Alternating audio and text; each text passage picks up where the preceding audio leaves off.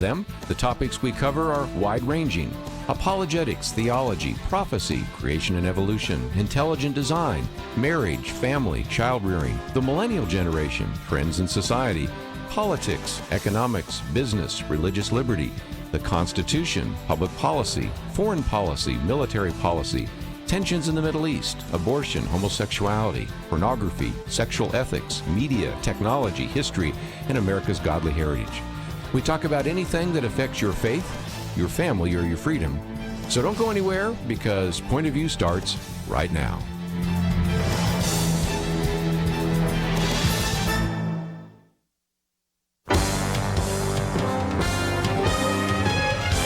Across America, live, this is Point of View.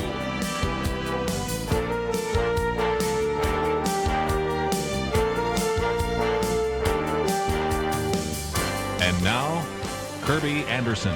Thank you for joining me today. We've got a lot to cover, and I hope you will join us for the entire 3 hours. Of course, we broadcast 2 of these hours on your local station, but of course, you can listen to the third hour, which is a national broadcast, on pointofview.net, or of course, you can also go to Facebook Live. Just a minute, I want to talk about the growing violence against violence, which is kind of counterintuitive, but a reality. There have been various individuals who've been targeted. I'll be talking about, in particular, one of the articles we've posted, some of the actions that have been taken and some of the attacks against the Senate Majority Leader, Mitch McConnell.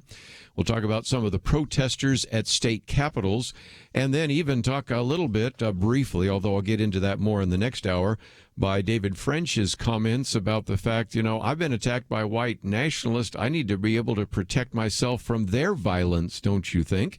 And so we'll get into some of those issues as well. Also talk about something that Gary Bauer brought up, and that is just the steadfast unwillingness in the mainstream media, which is not surprising, I guess, to cover some of the stories. If indeed a shooter looks like he or she, although in most cases these are men, he would be a Trump supporter, that gets a lot of attention. If indeed they are a supporter of Bernie Sanders or a supporter of Elizabeth Warren, they get virtually no attention. So we'll talk about that for just a minute, and then some very helpful suggestions that have been put forward in the last few hours and days on very significant ways to tamp down mass killings that oftentimes are not part of those who are actually protesting and attending various rallies or showing up, in the case of the Senate Majority Leader, Mitch McConnell, at their home. So we'll get into that.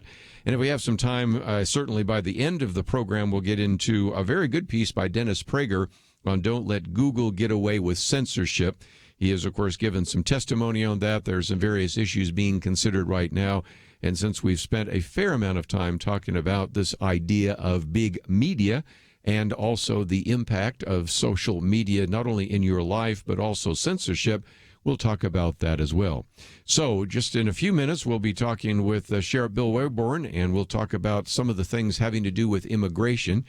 He, first of all, has been to the border and can give us a little bit of a sense of what is happening down there, but also has instructed those individuals in Tarrant County that if you do come across an individual that is here illegally, to notify ICE, and that has become very controversial, so we'll get into those conversations with him. And I might just mention in the third hour, Brad Dacus will be with us. He is defending a pastor who has been very critical of the drag queen story hours taking place in various libraries. So he decided to attend one because he wanted to go in and actually watch it so that he could speak on that issue with some kind of expertise and information. Police would not allow him in, and when he asked for them to step aside, they finally arrested him. And so we'll get into that conversation with Brad Dacus a little bit later. Let's, if I can, talk about the first article I've posted here, and I simply entitled it Attacks on the Senate Majority Leader. I'll just read this piece, and you can make of it what you want. It says, Democrats and other liberals repeatedly have threatened President Trump, of course, in recent months, including some of the comments by the former Vice President Joe Biden that he'd like to beat the out of him. But now these threats have expanded to the Senate Majority Leader Mitch McConnell, who is an individual who just the other day fell and broke his shoulder. So he's already recovering from all sorts of problems that he is addressing physically. But then, of course, we have now stories that are coming out that he's received all sorts of threats after the shootings in El Paso, Texas, and Dayton, Ohio. You might say, why him? I mean, most of the time, these threats have gone against President Trump. Well, this has been stirred up in large part by some of the Democratic presidential candidates. Beto O'Rourke fits into that category. Cory Booker fits into that category, and some others saying the House has passed a piece of gun legislation that has not been considered yet by the Senate. So there are those who are calling for the Senate Majority Leader to actually end the August recess to bring the Senate back and to have an up or down vote. By the way, I think it'll be a down vote on these pieces of legislation that were passed by the House. So, to put that in perspective, 25 protesters showed up at his home in Kentucky and shouted, "No Trump, no KKK, no fascist USA." They called him, actually, most of the words they used for him I cannot use on radio. I guess one I can use is they called him the Myrtle Turtle. But other than that, they banged on objects to make noise. They actually were yelling, shouting, using all sorts of invectives, which I cannot use on the air. So you think of the worst words you can come up with, and you're probably pretty close. When one man expressed a hope for a voodoo doll, a woman said, just stab in the heart. And again, I can't use that word as well. And it kind of illustrates what has been taking place for some time. One of the guests we've had on the program in the past, Victor Davis Hanson, who is at the Hoover Institute, also a historian, a while back actually pointed out that as he wrote about this whole issue, that he was able to, I think, document a number of times in which the Vice President, Joe Biden, has said that he would actually, if he could, use physical violence against Donald Trump. I'd not paid attention to all that. One of the comments by Joe Biden was, if I were in high school, I'd take him behind the gym and beat the out of him.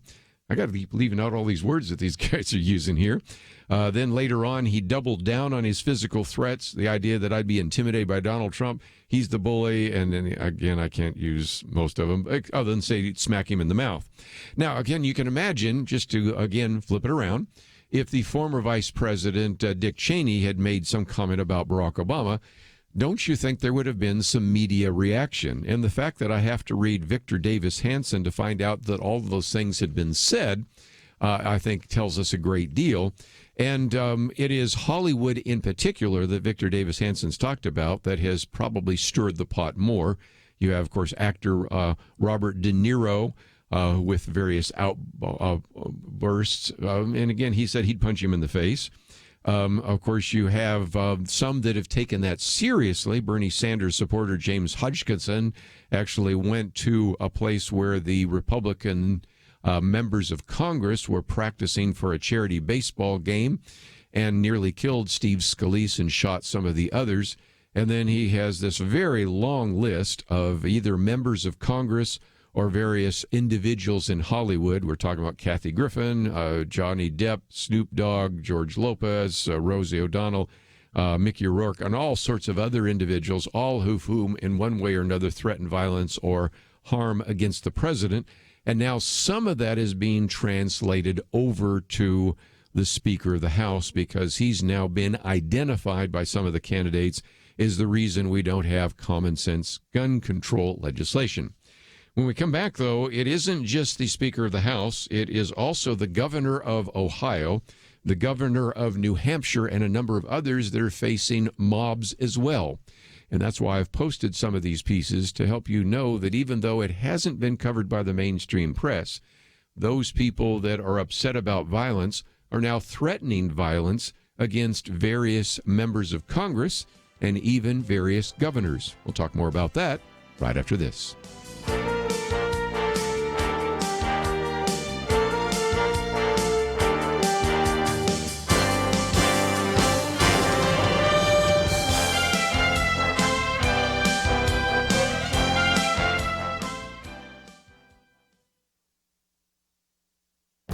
This is Viewpoints with Kerby Anderson. You know, Steven Pinker at Harvard University says that the left and the right at least agree on one major point. The world is getting worse. His new book goes into some detail to show that simply is not true. In a recent op-ed, he reminds us that such gloominess is decidedly un-American. Unfortunately, we fool ourselves by comparing rose-tinted images of the past with the scary headlines of today. Here are just a few statistics worth considering. The homicide rate 3 decades ago is almost twice what it was today.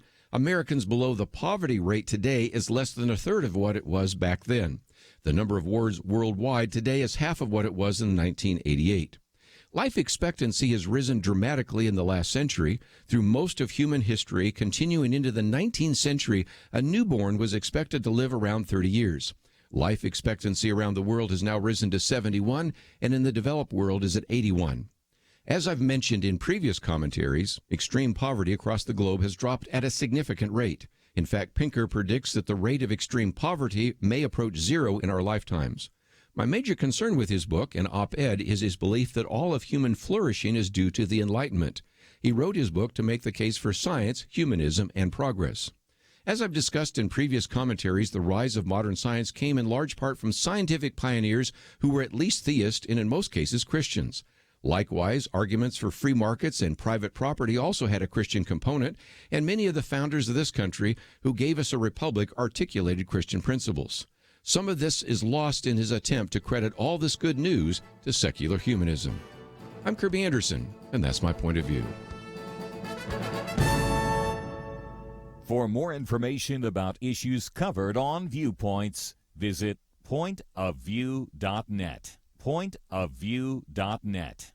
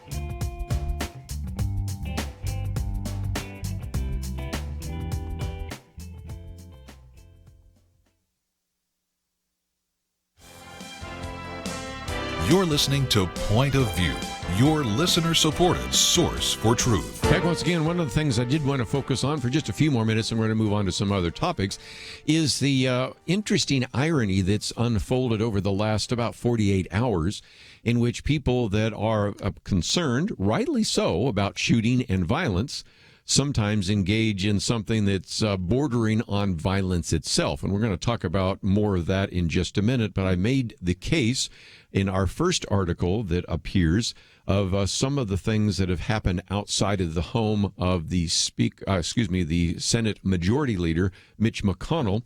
Let me just give you 2 more illustrations. I don't want to wear you out with those, but just to illustrate that this is taking place in a number of places. Let's first of all go to the state of Ohio. Of course, that's where you've had one of the shootings in Dayton, Ohio.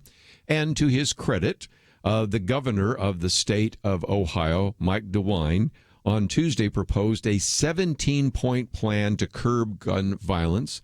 This would including measures to prohibit those who pose a risk from possessing a firearm and expanded background checks on gun purchases. So how has he been greeted when he has shown up in public places? Well, the next paragraph helps you understand that. DeWine was heckled Sunday morning when he appeared in Dayton in the wake of the shooting in a popular restaurant area that left 9 dead and more than 24 wounded. Protesters shouted, "Do something," and then talked about some of the things he was doing. But it wasn't fast enough, and so being greeted by protesters who simply have not had a desire to sit down and think through the legislative process and the kinds of steps that would have to be taken, those were there protesting him. Let's move to the state of New Hampshire. In this particular case, Governor Chris Sununu, who is the governor there, had protesters actually storming the state office building in Concord, New Hampshire, demanding that the governor sign 3 pieces of gun safety legislation. Again, I'm reading from The Hill, so they're going to give you a little bit more of a liberal perspective maybe than, say, you'd get from, say, Fox News or something like that. And again, these would create a 3-day waiting period on gun purchases, a gun-free school zones, expanded background checks, and on and on and on. But instead of allowing the process to continue, contacting your legislatures, they're storming of those various capitals. And again, it brings us back to the fact that, as we've said on this program before, an individual, whether a protester, whether Antifa, whether a mass shooter, whatever that person might be, is responsible for their own actions. But words and motivations which stir up those emotions aren't helpful, and that's exactly what we're starting to see here right now. Gary Bauer put it this way. He said, one of the most troubling issues surrounding events like these, it says, is the cherry picking of information to intentionally benefit the left and demonize conservatives. He says, when Bernie Sanders had a supporter, which I mentioned just a minute ago, with a hit list of Republicans and went on a shooting rampage intended to kill as many Republicans as possible, he says the media went out of its way to suggest and downplay the suggestion that this was politically motivated. And we've said before, he's responsible for his actions, and nobody in their right mind, I think, would say, well, just because he's a Bernie Sanders supporter, then Bernie Sanders is partially or even greatly responsible for his actions. Yet let's now turn this around. He says this weekend, Gary Bauer says, the media said that the El Paso shooter was a racist who hated Hispanic immigrants. That was certainly a big part of his disturbing manifesto. But he also points out that there was a lot of other things that simply never got covered. For example, the shooter in El Paso expressed an animus towards both political parties and corporate America, but no one blaming the anti-business rhetoric of the left for the attacks. He was a proponent of population control, but no one's blaming Planned Parenthood for the attack. He expressed alarm at climate change, farming, and oil drilling, but no one's blaming the environmental movement for his attack. And he worried about the impact of automation on American workers, and no one's blaming Andrew Yang, who's kind of talked more about automation at the last couple of Democrat debates than anybody else. Then Gary Bauer goes on to say, okay, what about the Dayton killer? And I had some people the other day saying, until you read from some of the manifesto, I had no idea what he actually believed. But nevertheless, he was a registered Democrat, an ardent socialist. He also called himself a Satanist. I mentioned some of this on Monday. No one's blaming the Democratic National Party or socialist for the Dayton murders. He had a history of supporting Antifa, which I mentioned just a minute ago. He called the man who was killed when he attempted to firebomb the Washington State ICE facility a martyr, and retweeted comments mocking the vicious attacks on the journalist up there in Portland. Andy, no. But again, no one's blaming Antifa for the Dayton murders. You know, the more we read some of these manifestos, and I just don't have the patience for it, and I'm grateful that there are people that do, we've learned that these are very troubled individuals, and in most cases actually could more easily be connected to some of the statements made in the last couple of Democratic debates than statements made by Donald Trump. But I suspect you haven't heard that until you were listening to some of this right now. The point that Gary Bauer is ending with is simply this. All of this information is just as relevant as anything else that the mainstream media have reported, but they're not reporting it because it would put the left in an awkward position and undermine the anti-conservative narrative the fake news media was spinning.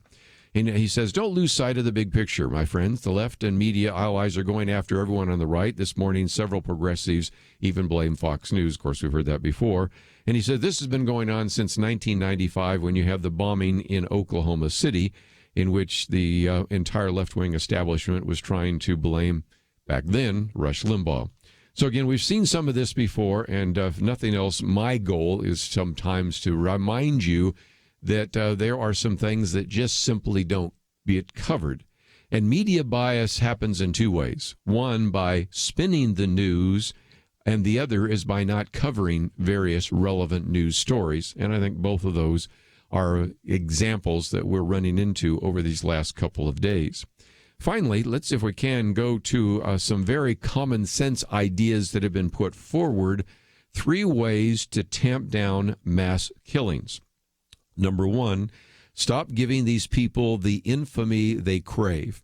If you've heard me on this program not mention the names of some of the killers, except when it was more helpful to do so you can separate them out, that has always been kind of my philosophy. These incidents, this writer in the National Review said, are obviously contagious, and it's backed up with good research, some of which we posted on Monday on Point of View, that some of this is indeed contagious. And so if the media would do a better job of keeping the killers' names out of the stories, and as we've even talked about sometimes with Kelly Shackelford, even shaming those individuals, that might help a little bit. Number 2, another argument being made here is to monitor online activity for warning signs. There have been 3 mass killings now tied to websites where individuals congregate to celebrate such atrocities. And this article came out a couple of days ago, and actually now one of those websites actually has been closed down, which I think is a good thing. If all they're going to be doing is spreading hate and actually celebrating these atrocities, that's the case. And maybe even service providers need to stop doing business with them. So certainly that is a very significant issue as well. And then finally, number 3, the argument here is keep guns away from dangerous people. Anyone that thinks gun control is an obvious panacea should look at the RAND Corporation's enormous review of gun violence. RAND Corporation tends to be kind of left of center, but after they've evaluated all these different policy implications, they concluded, I'm looking at it right here, we find no qualifying studies showing that any of the 13 policies we investigated increased mass shooting. And at the same time, we found no qualifying studies showing that any of the 13 policies we investigated decreased mass shootings. The RAND Corporation could have saved about $1 million in that regard by simply looking at some of the research of John Lott. But nevertheless, there are some that are talking about at least so-called red flag policies. And when we come to the national program in about an hour, I'll get into some of those in more significant ways, talking about what could be done and the potential dangers if the laws are not crafted accurately. So there's just all sorts of things that we can cover. But that's enough for a while talking about mass shootings. Let's talk about immigration, and in particular, what's happening over there in Tarrant County. Sheriff Bill Waybourn has been in the news, so we thought it'd be good to bring him on and let you hear some of his comments. And if you'd like to ask a question or make a comment, you're free to give him a call, 1-800-351-1212. He will join us in just a minute. We'll talk about what's happening at the border, what's happening even in these jails to identify individuals that maybe need to be deported. And so we'll get his perspective on that. And if you'd like to ask a question, you're welcome to give us a call, 1-800-351-1212. We'll be back right after this. Point of View is committed to spreading the truth, oftentimes a truth that those in political power don't like getting heard. But the only way it can be heard is if our teams stand strong together, if you do what you can to support the Point of View Truth Team. It's having an impact, as we heard recently from U.S. Representative Louis Gohmert. Everywhere I go, I hear people that you have influenced, that Point of View has affected. You have made such a difference, and you rely on people to contribute, and if they don't contribute, then that truth does not get heard. Help Point of View make a difference. Pray and consider what level is right for you. $30, $65, $100 a month, or even more. Please do what you can. 1-800-347-5151, or visit online, pointofview.net. Look near the top right for the link that says Become a Monthly Partner. Join the Truth Team, 800-347-5151, and pointofview.net. Point of View will continue after this.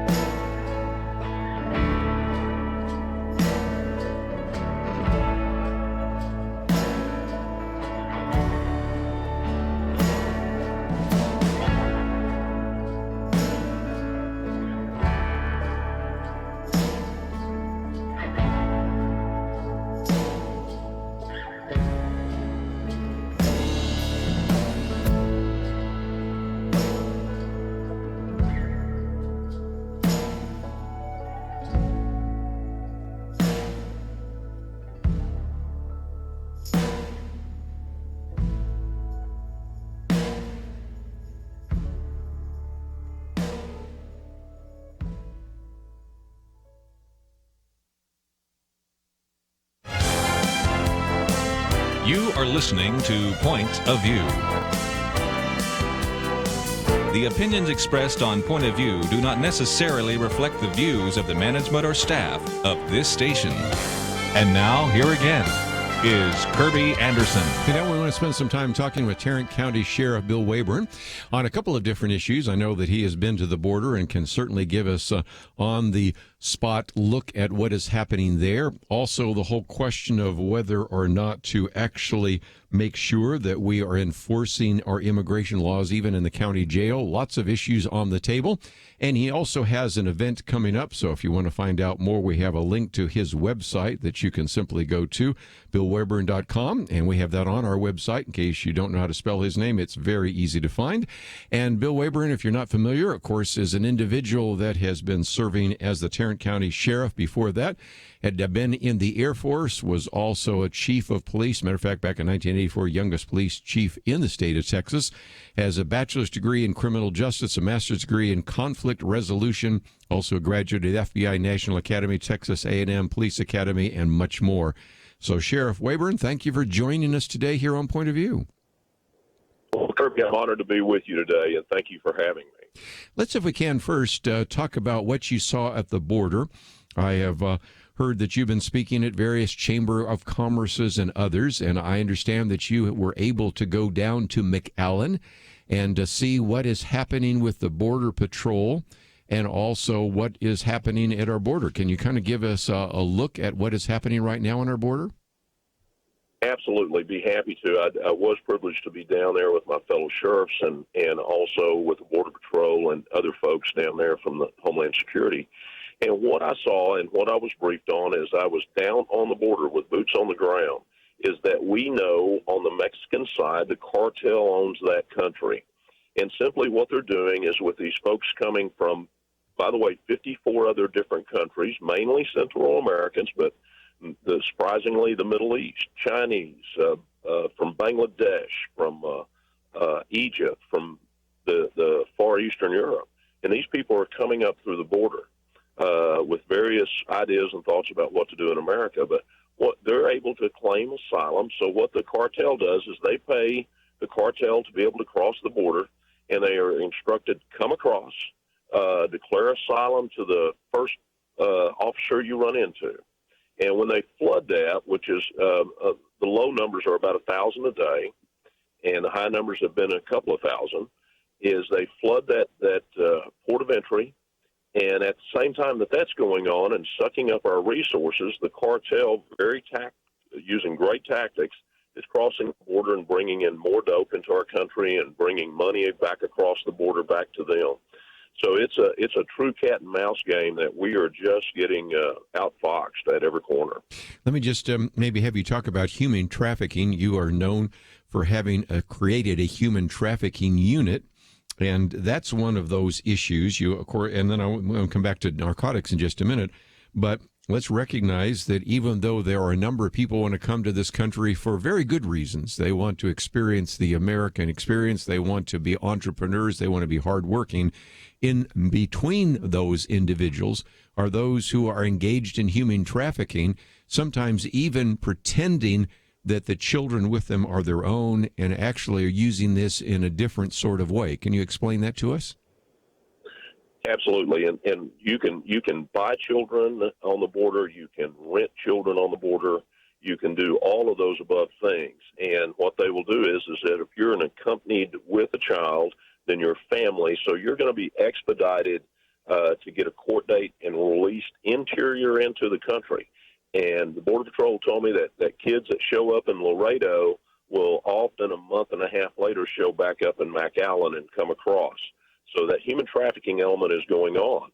Now, ironically and awfully, that what they did find in the older kids, and when I say older, 12, 13, and 14-year-old girls, is often when they have stopped and interviewed them, and one of the things that they find is that they're on birth control. So not only are they being used to get across the border, they're being sex trafficking all the way up. And we know probably in that group is there's probably a 30-35% chance that they were sexually assaulted before they got to the border, and then on interior that occurs.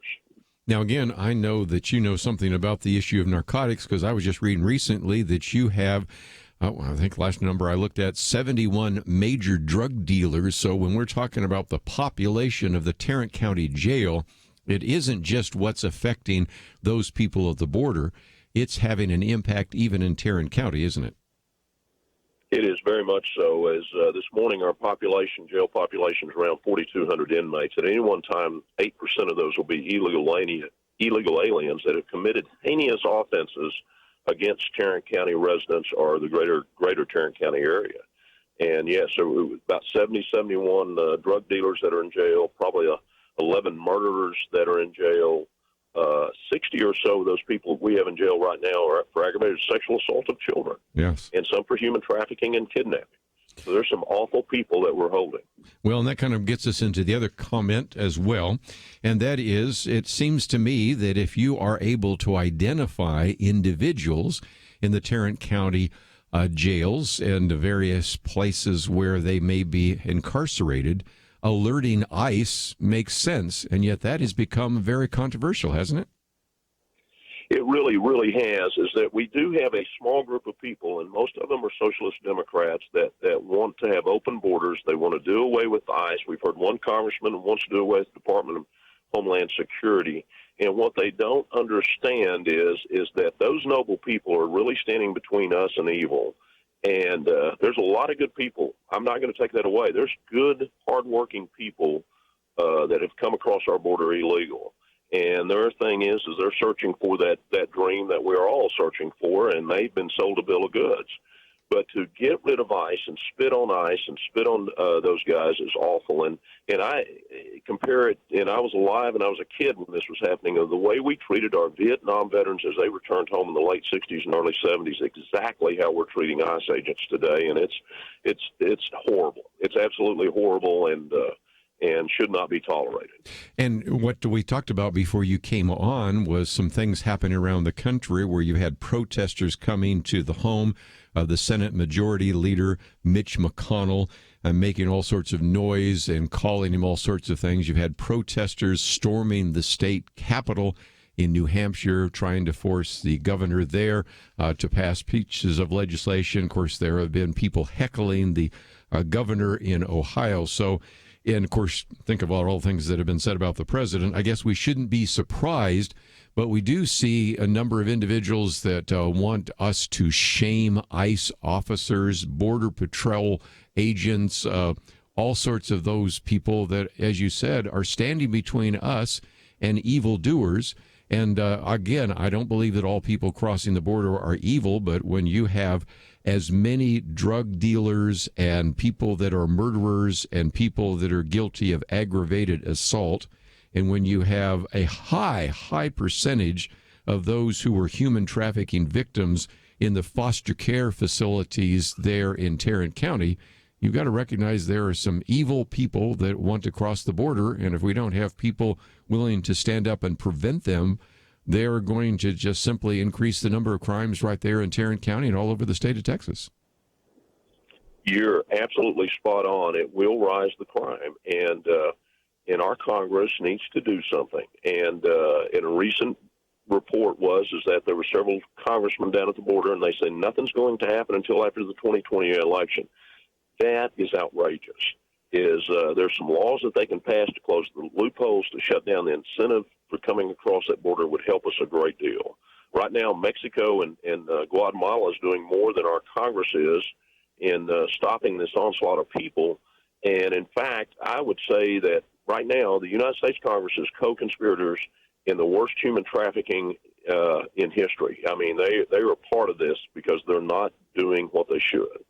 Well, let's take a break, and when we come back, let me give some of you, if you have any comments or questions, you can give us a call, 1-800-351-1212, or just sit back and listen, because one of the things I wanted you to hear was about this whole issue of whether or not various localities should be involved in this. And, of course, if the federal government was doing what it was supposed to do, if Congress was doing what it was supposed to do, some of this would not then be on the shoulders of, for example, the Tarrant County Sheriff or various individuals in Tarrant County, Dallas County, or anywhere else, of course, where we're broadcasting. So let's take a break. And when we come back, if you'd like to join the conversation, that number is 351-1212. We'll continue our conversation with Tarrant County Sheriff Bill Waybourn for just a few more minutes and give you that opportunity if you have a question, and also just talk about where do we go from here, given the fact that so many of these very significant challenges aren't just showing up at the border of the state of Texas or the border in California, New Mexico, Arizona, but they make their way into the interior. And as you began to hear, just the number of individuals that are actually in one way or another incarcerated, and how many of those are murderers or drug dealers or in there for aggravated sexual assault, you can see we've got a problem, and that comes from an open border. We'll continue our conversation right after this.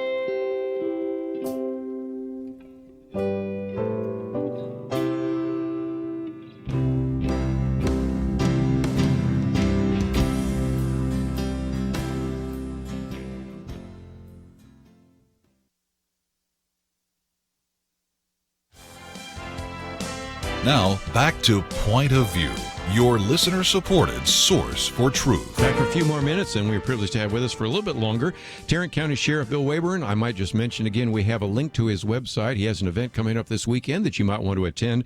Let me also encourage you to consider having him come and speak. I saw a while back that he spoke to the Alvarado Chamber, and they just appreciated so much what he had to say there, and so he might be a speaker that you might want to have as well.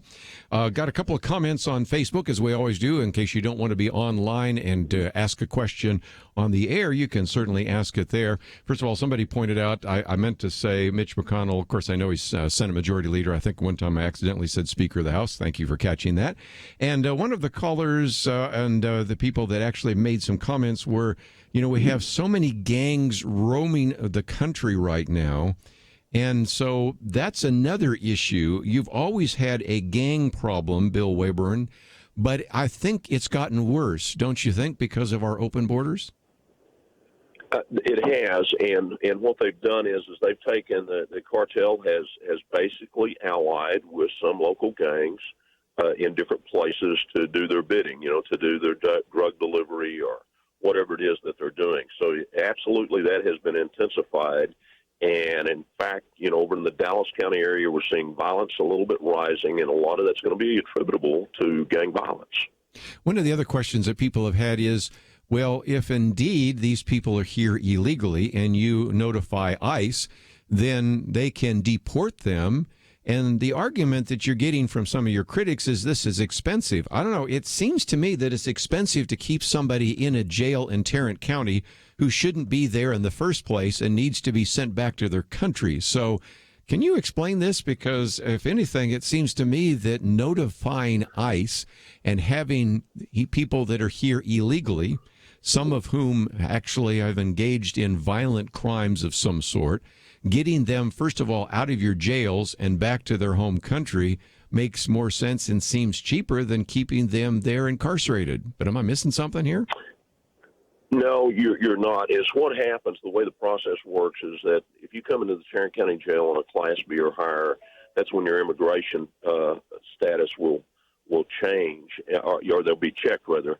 And once they do that and they put a detainer on you, for instance, if you're in here for a high-level misdemeanor or a low-grade felony, you're going to finish your business with the state of Texas. We're going to, if you go to jail for a year or 2 years, you're going to go to jail with that detainer on you, and immediately after that, ICE will pick them up. Yes. If it's a local crime, a Class A misdemeanor, for instance, and they bond out or they get found guilty and finish with us, then within about 6 hours, ICE picks them up. I mean, they pick them up every day at the Tarrant County Jail, and they take them and they start that deportation and due process program. Let's, if we can, just for just a minute, talk about what we can do in terms of our churches, because there's some very good things that we can be doing there as well in terms of some of these children that need to be taken out for adoption. Well, thank you for that opportunity, and I'm certainly a strong advocate of that. Is right now in the greater Tarrant County area, we have right at 400 children ready for adoption, probably some 4,000 in the state of Texas. And I certainly, I'm of the Christian faith, so I'm calling out my Christian brothers and sisters of the churches to step forward and take care of that. But also, if you're from some other faith, I'm asking you to challenge your faith in order to take care of these children. Because these kids that stay in perpetual foster care, about 70% of them are going to end up in county jails or mental institutions or something like that. But if they get a home forever, that drops like a rock, and they have a better chance at life. So if people look at this as rescue operations, then that would be a tremendous thing to do. And I certainly want to encourage the church to do that. And I feel often in government, our job is to get out of the way and let the church do what they're called to do. And again, you have so many churches. I think I read somewhere where you estimated there are probably 800 churches in Tarrant County alone. They're in the thousands in the Dallas County area, so we have some churches that can make a difference. And also, some of the individuals in foster care are there because they were trafficked. And it seems to me that, again, since you created a human trafficking unit, and we've even had State Senator Angela Paxton on this program as well talking about this, and we've had Ken Paxton on, the Attorney General, there are opportunities for even our listeners that if they see a young girl and they're not sure if she is going somewhere or somebody is controlling her, there are ways that just by being the eyes and ears for you, they can identify certain individuals that are here, brought maybe from another country, even used in this country to be trafficked. And that's why we need to be the eyes and ears for those of you, because you can't have law enforcement everywhere, can you? That is correct. And we do need that kind of help. And what I say to people all the time is that we've got moms and dads, good mothers and good dads walking our streets, entrepreneurs out here in businesses, and people come in contact all the time. And, I'll take a nurturing mom's instinct that something ain't right here over a lot of things. And that's good enough to say, hey, give us a call and let us start vetting it out. If they see something where they don't think that these two people belong together. And again, yes, we need those eyes and ears. We certainly do. One last time, though, let me just encourage people to go to your website. It's billwaybourn.com. And if you don't know how to spell it, it's on our website. And there's an event coming up that people can participate in. I hope some people might think about having you come and speak and educating them about what is happening at our border, what's going on in Tarrant County. And, of course, even if you don't live in Tarrant County, I think there were some great opportunities for you to learn a little bit more. And so we really appreciate you taking the time to join us today here on Point of View. Thank you, and thank you for encouraging the listeners to call me. We certainly would love to do that. Just have the opportunity to visit, share the facts. Going to take a break, and when we come back, we'll get into all sorts of topics today. A lot of it, of course, is the so-called gun debate issue, and so we'll get into that. In the third hour, as I mentioned, Brad Dacus will be with us, and we'll be talking about a pastor who was arrested simply because he wanted to find out more about the Drag Queen Story Hour. We've already started paying attention to that. Matter of fact, we have a future appeal letter going out to talk about how you can be involved in checking out what's going on in your community. So that is certainly material that we have available. And if you were with me in the first part of the hour here, we did talk about some of the attacks on the Senate Majority Leader, some of the protesters at various state capitals. And then I want to come back and also talk a little bit about the third article we've posted by David French, Defending Yourself from Attacks by Racists, in which he's getting very frustrated with the fact that individuals are using all sorts of rhetoric to say, you don't really deserve to have an AR-15. I think if anybody does, he certainly qualifies as having served in the military and those kinds of things and having a family threatened by racists. And so I will get into that. A little bit later, of course, we'll also read the piece by Dennis Prager, which is our fourth article, Don't Let Google Get Away with Censorship. So we have lots to cover here today, and we'll talk about some of the moral issues. Matter of fact, a very good piece that came out today by our good friend John Stonestreet, What's Missing in Terms of the Mass Shooters, which relates to some of the conversation we've had before. A couple of suggestions there. And what about the so-called red flag laws and how those might be implemented? So we do have quite a bit of things to cover today. And so many of those articles are already posted on our website. As you go to our website, you'll notice my commentary today, my Viewpoints commentary, is entitled Good News. And the reason I do that is because there are a lot of individuals, including even people that would identify themselves as progressives or secular humanists, that are saying, you know, we are really doing very well as a country and as a world. Of course, the example I use here is Steven Pinker in his book argues that that's because of the Enlightenment. And I come back and say, well, I'll give partial credit there, but I think a lot of it has to do with the Judeo-Christian worldview as well. So you might want to read that article, as well as take the time to post it on your Facebook page or Twitter feed. So let's take a break. We have a lot more to cover, and we will do so right after this.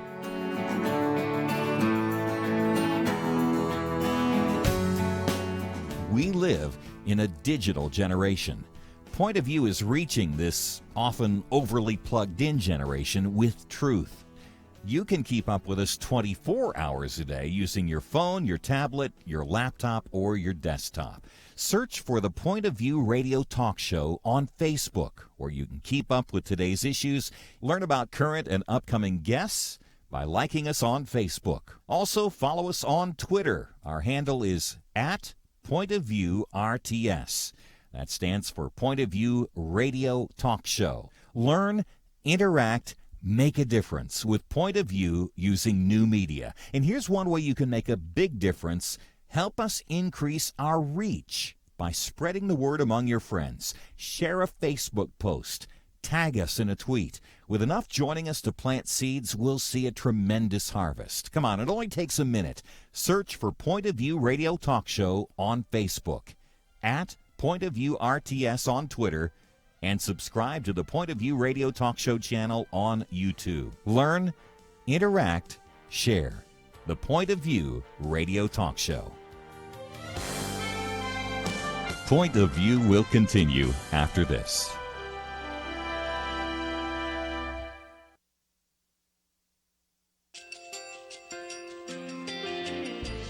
I just want to thank you so much for all the wonderful programming you have. You're just absolutely fantastic. I recently started listening to Point of View, and I really found it interesting because of the different subjects you cover. Thank you for that. I really appreciate everything that you do in keeping us informed. Thank you, Kerby, for everything that you have been doing. I appreciate all the work that you're doing, advocating for the Word of God. Thank you so much.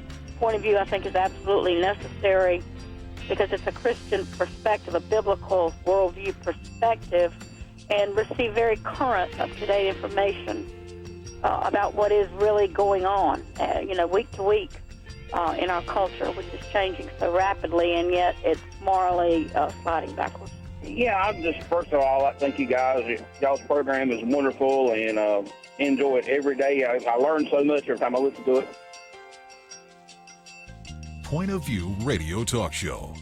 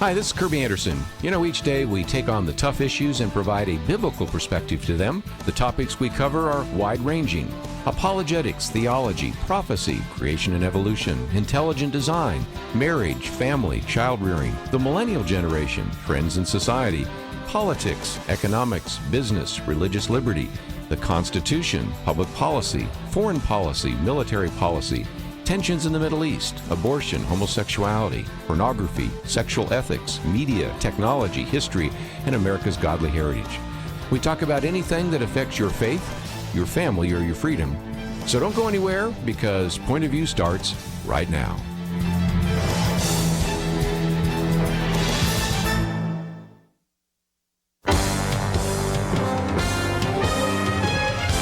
Across America, live. This is Point of View.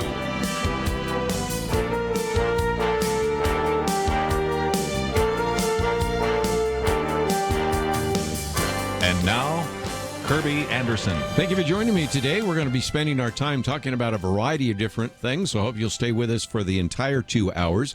First of all, we're going to talk about some of the attacks on individuals. Now, in the past, oftentimes the focus has been on President Trump, but we are in just a few minutes going to talk about some of these attacks and protests, even at the home of the Senate Majority Leader, Mitch McConnell, and also in some of the state capitals in Ohio and New Hampshire, for example. I'll just use those as examples. I won't spend a lot of time on that, but just point out the fact that you're having people who are protesting these shootings or protesting violence almost engaging in violence, and this is something that we need to pay attention to as well. Then I want to get into this whole idea of, well, do you really need a gun to defend yourself? And one of the articles that I have posted is by David French. My family has been threatened by racists. Why should they outgun me? So we'll talk about that. And how, in many cases, we have individuals who are determining what you see, read, and hear, whether they happen to be in Manhattan Island and in the mainstream media, whether they happen to be in Silicon Valley and determine what you see, read, and hear on the internet, whether or not they really live in a bubble and maybe don't even understand some of the issues we're talking about. Then we want to look at some of the moral issues. Our good friends, for example, John Stonestreet and Dennis Prager, have talked about these mass shootings to look at some of the moral issues as well as some of the others that maybe get mentioned and then almost instantaneously dismissed before they're seriously considered. A very good article will talk about 3 ways to tamp down mass killings, and then some questions people have about what has become the latest panacea, the so-called red flag laws. And so that will cover a good portion of our time, but I'll also want to leave some time later, if not this hour, certainly next hour, to talk about Don't Let Google Get Away with Censorship, a good piece by Dennis Prager reminding us of what is happening with the big tech groups in that regard. And also in the next hour, I might just mention Brad Dacus will be with us. We'll be talking about this phenomenon of the drag queen story hour, because in part he has been defending a pastor who has actually spoken out against them and then wanted to go to one of those at the local library and was prevented from doing so and eventually arrested. And he simply wanted to be able to get an experience and some facts, and that was enough to begin to have that conversation, which we will have with him next hour as well. Lots to cover, and at any point, if you would like to join the conversation, 1-800-351-1212. Our first article uses some words I can't use, and you can figure those out, so I will just jump over those. But up until fairly recently, we've had a number of individuals really wanting to say, I'd love to attack the president himself. I mean, in a few minutes, you'll hear me talk about how the former vice president said they want to punch him in the mouth. He's not the only one that said that, by the way. But now some of these threats, which have been in the past really aimed at the president, are now being aimed, for example, at the Senate Majority Leader, Mitch McConnell. And you might know that the Senate Majority Leader, Mitch McConnell, this weekend fell and broke his shoulder. So he's already been recovering and recuperating from that particular incident that has affected him in very significant ways. But we have reports now that there are all sorts of people that have come to his home threatening him. They gathered at his home in Kentucky. No Trump, no KKK, no fascist USA. They used all sorts of names for him. I can't use those on the air. I guess the only one I could use is they called him the Myrtle Turtle. Most of them are words that your parents probably would have spanked you for using, and these are being used, beating objects to make noise, shouting out. One man expressed hope for a voodoo doll, and the woman said, just stab the, and well, we'll go any further than that, you can see. And so a lot of these threats in the past have been against the president, and this article goes through in some detail, documenting some of those that I had sort of missed. And a lot of these were actually reported by Victor Davis Hanson, who's been on the program with us before, individual that actually is at the Hoover Institute in Stanford and has written about this and points out that Joe Biden one time said, if I were in high school, I'd take him behind the gym and beat the, out of the words these people use, just amazing. Another time he doubled down and said, he's a bully and I'd smack him in the mouth. And anyway, Victor Davis Hanson sort of asked a good question, and that is, if the Vice President Dick Cheney had said something like that with Barack Obama, don't you think the media would have covered it? And frankly, some of the things that are in this particular article, is our first article, I didn't even aware of, and then goes through the list of all the people in Hollywood, from Robert De Niro to Johnny Depp, Snoop Dogg, Rosie O'Donnell, George Lopez, Mickey Rourke, on and on and on, who are engaged in that. And then also points out that, words have consequences because, as we have pointed out before, one of the supporters of Bernie Sanders, James Hodgkinson, actually goes to a field where Republicans, members of Congress, practicing for a charity baseball game, nearly killed Steve Scalise. So I will always say that the person that engages in violence, the person that is the mass shooter, the person who is the terrorist is the one that is responsible. But I also will contend that words have consequences. And one of the reasons that Mitch McConnell is being targeted right now is because a number of the Democratic presidential candidates are saying that he needs to no longer recuperate in his home. He needs to call off the August recess, call the members of the Senate back to vote up or down on a piece of legislation that has already passed the House. And so they've turned him into somebody that is deserving, they believe, of being vilified and protests even at his home. He's not the only one. I'll just use two more examples to just illustrate the point. The Ohio Governor, Mike DeWine, has proposed, I guess, a 17-point plan to curb gun violence. This is in the second article we have here.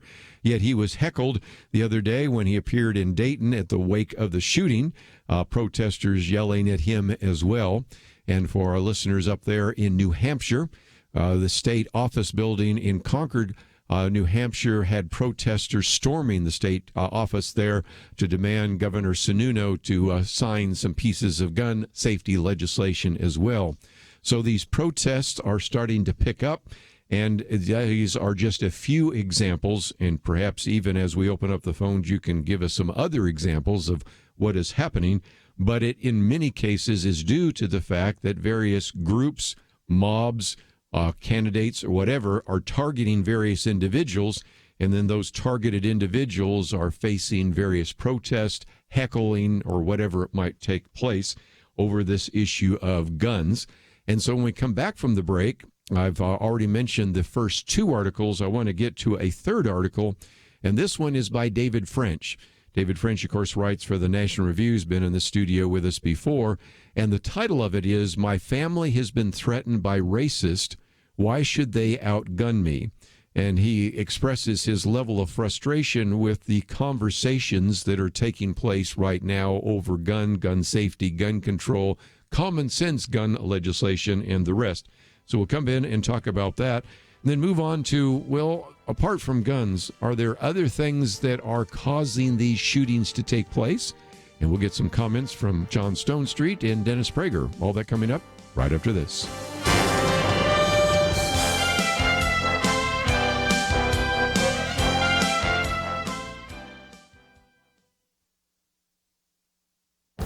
This is Viewpoints with Kerby Anderson.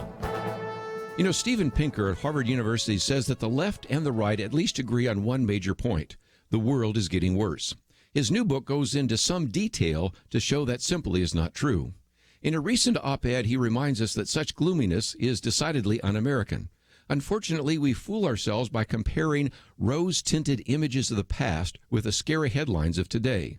Here are just a few statistics worth considering.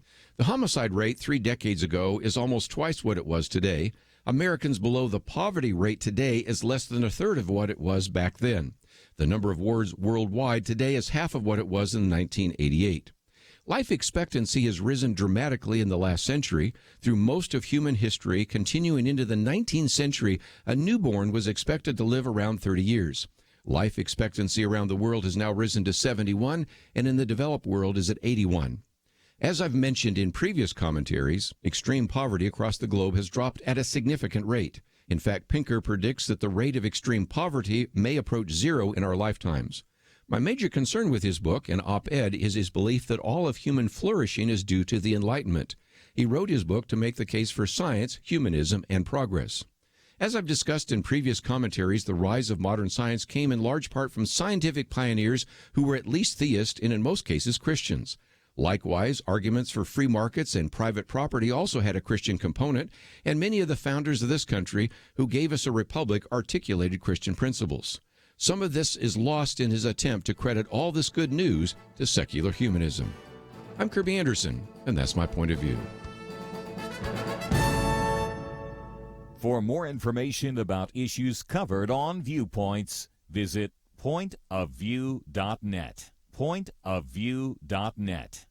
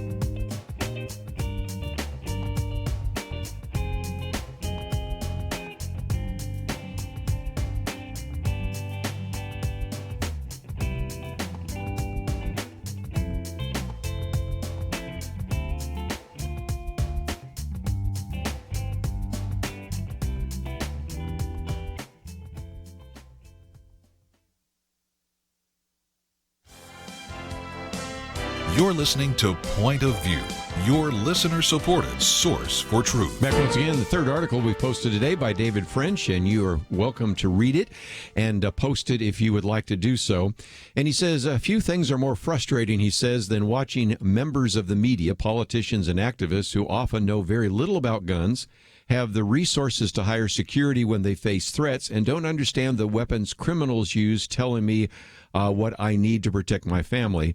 And what they invariably tell me is I need a weapon less powerful than the foreseeable criminal threat. He says, or let me put it another way, my family has been threatened by white nationalists. Why should they outgun me? Before I get on, let me just talk about the fact that this particular response by him gets back to the fact that many of the people that determine what you see, read, and hear actually live in bubble zones. Now, what do I mean by that? I have published a commentary in the past called Living in a Bubble. You can find it by doing a search, in which there was a survey that was put out by Charles Murray in his book, Coming Apart, which our friends at Public Broadcasting, PBS, decided to post online. Well, because of that, then, you had 47,000 people, and this is a couple of years ago, so the number is probably over 50,000 now, who posted their scores along with the zip codes where they lived when they were 10 years of age. And what they found is that the people that are the most isolated from the rest of America, in other words, they live in what are called the bubbliest zip codes, tend to be people in, for example, New York City, in particular the Upper West Side, Upper Lower East Sides of Manhattan. These are the people that work for NBC, CBS, ABC. They probably work for public broadcasting. They work for the New York Times. There's some, of course, that might be bureau chiefs that also work for the Washington Post, things like that. One of the other bubble zones tends to be, Silicon Valley. Those are the people that determine sometimes which particular stories show up on Google or Twitter or things like that, or Los Angeles in particular. They're the ones producing movies. And so the point I'm making is these people don't live in your world. And if you've ever wanted to find out how bubbly you are, you can go to those websites. But it's interesting the kind of questions they're asking. For example, have you ever been in a pickup truck? Well, there's not a person I know in New York City, having lived in Connecticut, I don't think there's probably anybody that would say, oh, yeah, I've ridden in a pickup truck. Have you ever been to a Walmart? I mean, a lot of them say, I've never been to a Walmart. Now, I don't think one of the questions was, have you ever shot a gun? But I'm sure the percentages would be very, very low. And to be fair, I had never shot a gun until I was an adult, unless you count a BB gun or something like that. And so the point I'm making is, they don't really even live in that world. And this is what David French is talking about. It's also true apart from guns for just a minute. Peggy Waymeyer, who used to be the religion reporter for ABC News and before that for WFAA, points out that when she would do various pro-life stories, there would be people in the newsroom literally saying, you mean there are people that actually believe this? I mean, if you were to tell them that there are more pregnancy resource centers and crisis pregnancy centers than our abortion clinics, they would, first of all, they wouldn't even know what you're talking about. And second of all, they would be convinced that you are wrong because they just don't live in that world. And so what David French is pointing out is these people are telling me, what weapon I can have to protect my family. And he says, let me go on to his article here. Few things concentrate the mind more than the terrifying knowledge that a person might want to harm or kill someone you love. It transforms the way you interact with the world. It makes you aware of your acute vulnerability and the practical limitations of police protection. He goes on to say, if you're wealthy, you have a quick response. Hire professionals to help. Let them worry about weapons and tactics. If you're not wealthy, then your mind gets practical fast. You have to understand what you may face. And David French says, despite the constant refrain from semi-automatic weapons with large capacity magazines, which are called weapons of war, he says, if you know anything about guns, you know that what the media calls a large capacity magazine is really a standard capacity on millions and millions of handguns sold in the United States. This means it's entirely possible that the person coming to shoot you is carrying something like a Glock 19 with a standard 15-round magazine. So how do I meet that threat, he says? Unless you're a highly trained professional who possesses supreme confidence in your self-defense skills, you meet it with the very least with an equivalent weapon, or preferably with superior firepower. He says, in a nutshell, that's why my first line of defense in my home is an AR-15. The AR-15, that's been in the news. One of the most ridiculous lines in yesterday's New York Post, he says, is endorsing an assault weapons ban was the assertion that semi-automatic rifles, such as an AR-15, are regularly used in mass shootings. And he goes, false, false, false. I use one to protect my family. Why? The answer is easy. As a veteran, by the way, he served in the military, I've trained to use a similar weapon. It's comfortable with it, more powerful, more accurate than the handgun I carry, or the handgun an intruder is likely to carry. And while opinions vary, multiple self-defense experts agree with me that it's an excellent choice for protecting one's home. What's more, like the vast, vast majority of people who own such a weapon, I use it responsibly and safely. Don't believe me? It's the most popular rifle in the United States, one of the most popular weapons of any kind. In fact, it's used in fewer murders than blunt objects, hands, or feet. He goes on, and you can read the entire article. I won't read any more, just to simply say that when we keep hearing about this gun issue, and the former Vice President, Joe Biden, has made it very clear that what he wants to do is have some kind of buyback so that we can get these guns out of the hands of individuals. But then later on said, well, what about, the question was asked, what if they won't sell them? Well, we may not go door to door, but we're going to do all we can to try to see if we can confiscate those weapons. And it's like, okay, you just said it. And back to one of the points that David French points out is he even quotes from a study by the RAND Corporation, which tends to be a little more left and center, but I appreciate the fact that this particular article, which I'm holding up right now, asks a very important question. What policies actually would make a difference? And they concluded that we found no qualifying studies showing that any of the 13 policies we investigated decreased mass shootings. So as much as you'd like to think that any kind of gun policy would make a difference, it probably would not. Which at this point then kind of gets us into, well, what can we do? And a very good piece that surfaced today by John Stonestreet, what we're missing about mass shootings.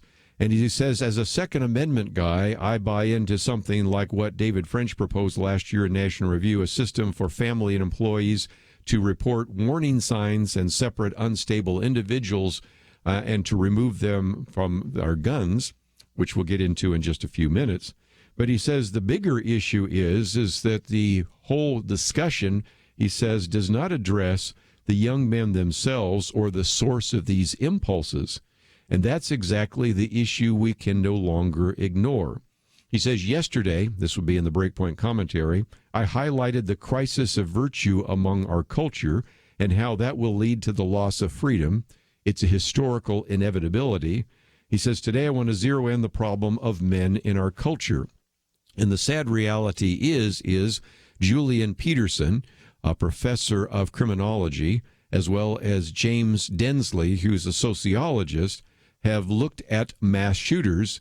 They studied every shooter since 1966, and the vast majority have four things in common: early childhood trauma and exposure to violence at a young age, seeking validation in extreme communities, often online, openly admiring the work of prior shooters, and nearly all of them are longtime loners with identifiable crisis points like getting fired or expelled from school.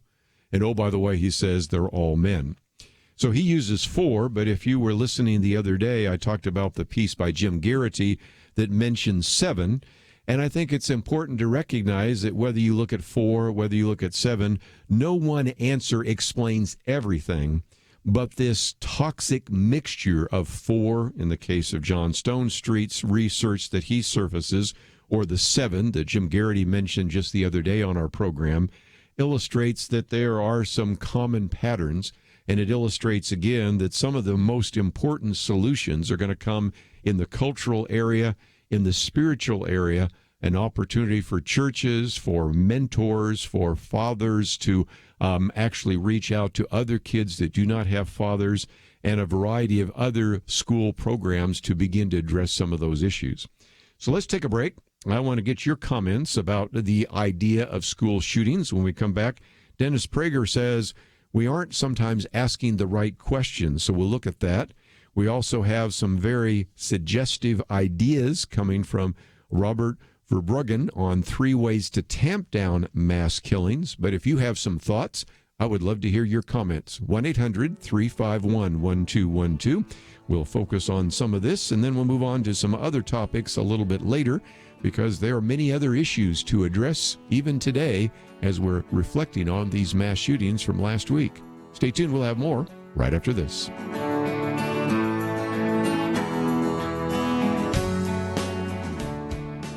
It wasn't long ago, it seemed, every official decision brought religious liberty and our ability to live as faithful Christians into question.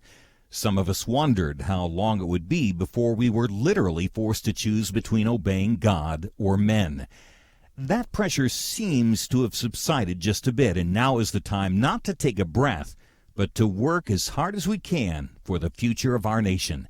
Thanks to you, Point of View is doing just that. And our special thanks to those who have become members of Truth Team 360.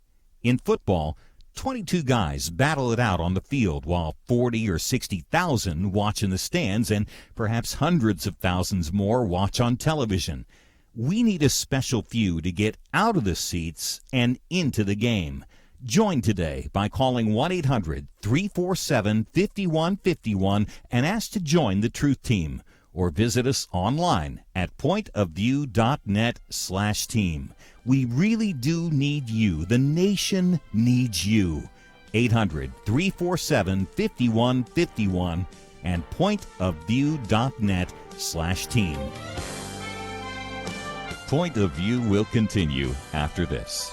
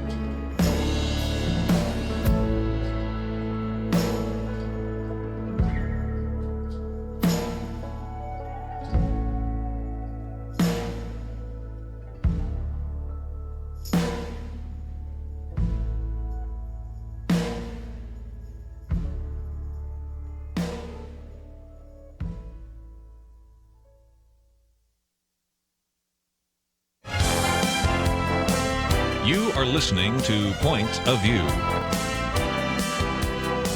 The opinions expressed on Point of View do not necessarily reflect the views of the management or staff of this station. And now, here again is Kerby Anderson. A couple more comments on the issue of shootings and mass shootings, and if you would like to join us, 1-800-351-1212. Then we'll move on to some other topics. There are so many other things to talk about in the news, but mostly what I'm trying to do is bring some conversation and some facts and figures and even questions, as we'll get to right now, by this piece by Dennis Prager, that maybe you're not hearing elsewhere. And if you're going to make intelligent decisions about how to address one of the great problems we're facing today, certainly you need to have the right facts. And even in the last hour when I was doing a local broadcast, I read through the whole series of things that Gary Bauer points out that the mainstream media never covered in terms of these two shooters in El Paso and Dayton. If it doesn't fit the narrative, if it doesn't fit the meme, if it can't be used to criticize the president, somehow it just keeps getting left out. And I don't know if that comes from the reporter or if that comes from the editor, probably both. But nevertheless, let me get to a couple more issues and then we'll move on to some other topics because there are many to cover.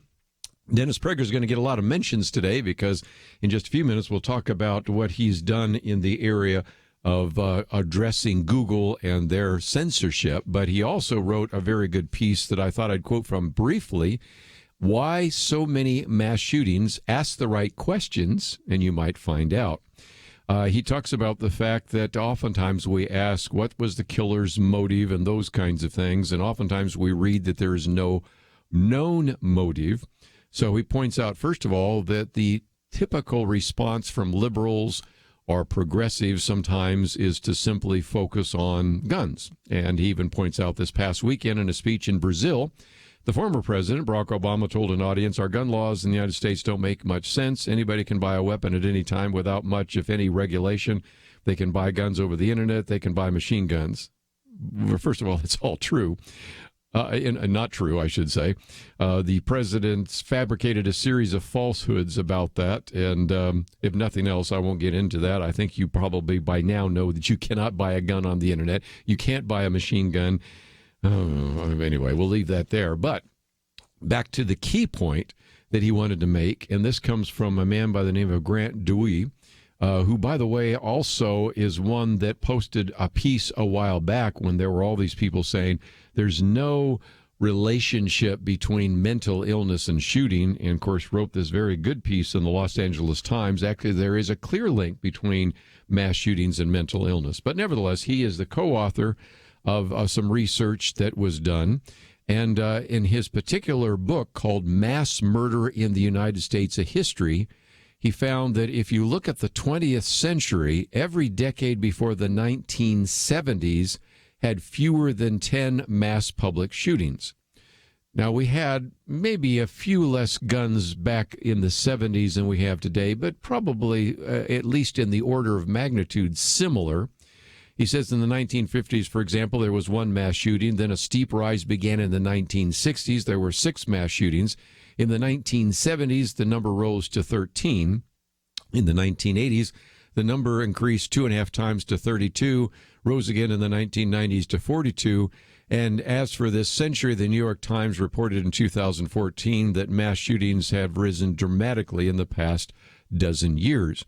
The argument that people have made so many times, I've seen it on Facebook and others, we used to have a lot of guns before. Matter of fact, we used to have a lot of guns even in schools.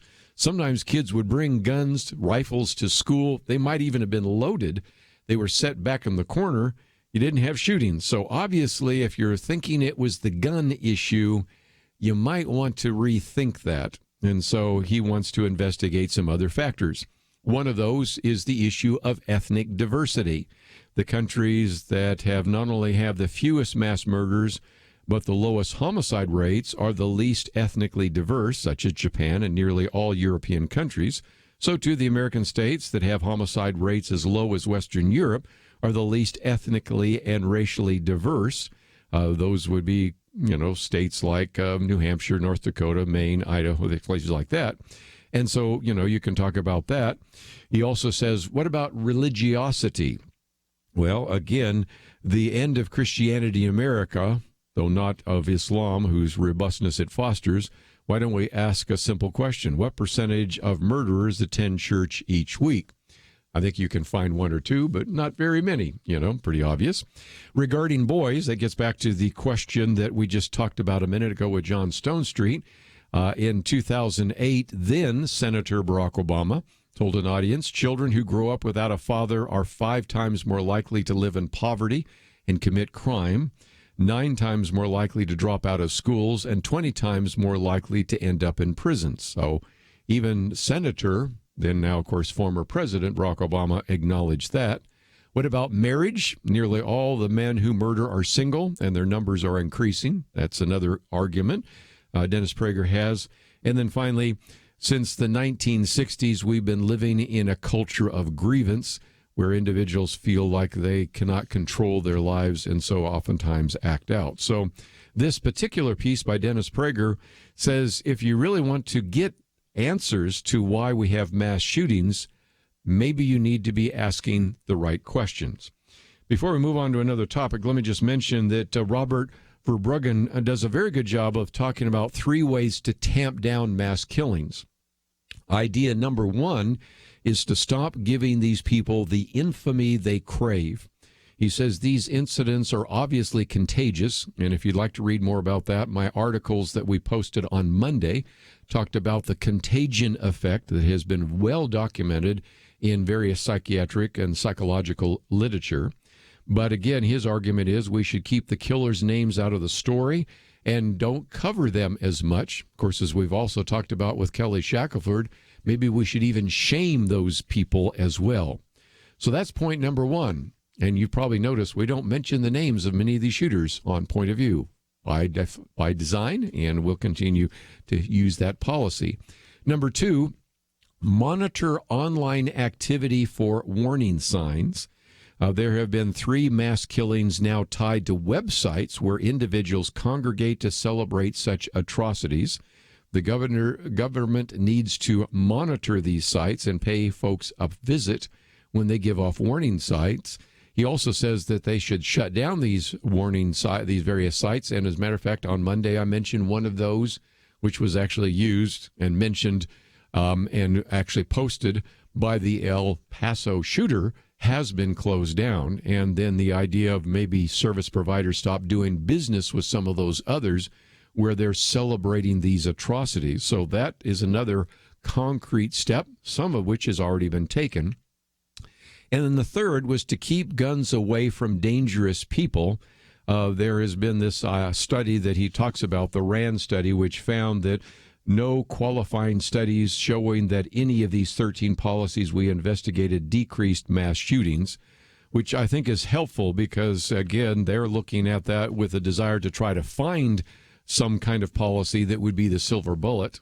Sorry for the illustration there, of nothing else, and just could not find it.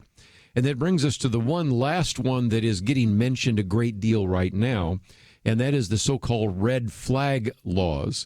And Michelle Malkin has written about this, and we may get into this later maybe in the week, because these are where if you see that a person might pose a threat, that you can use these red flag laws to remove guns from them. You would hope that family members, if they saw this, would do so. But she points out that we don't exactly have a great history with some of these red flag policies in the Veterans Administration.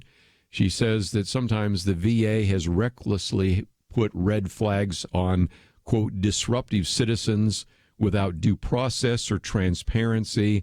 She points out that the VA has secretively has a database on disgruntled and disruptive vets, and that some of these patient red flags are there, and unfortunately the individuals do not know that they are on that list.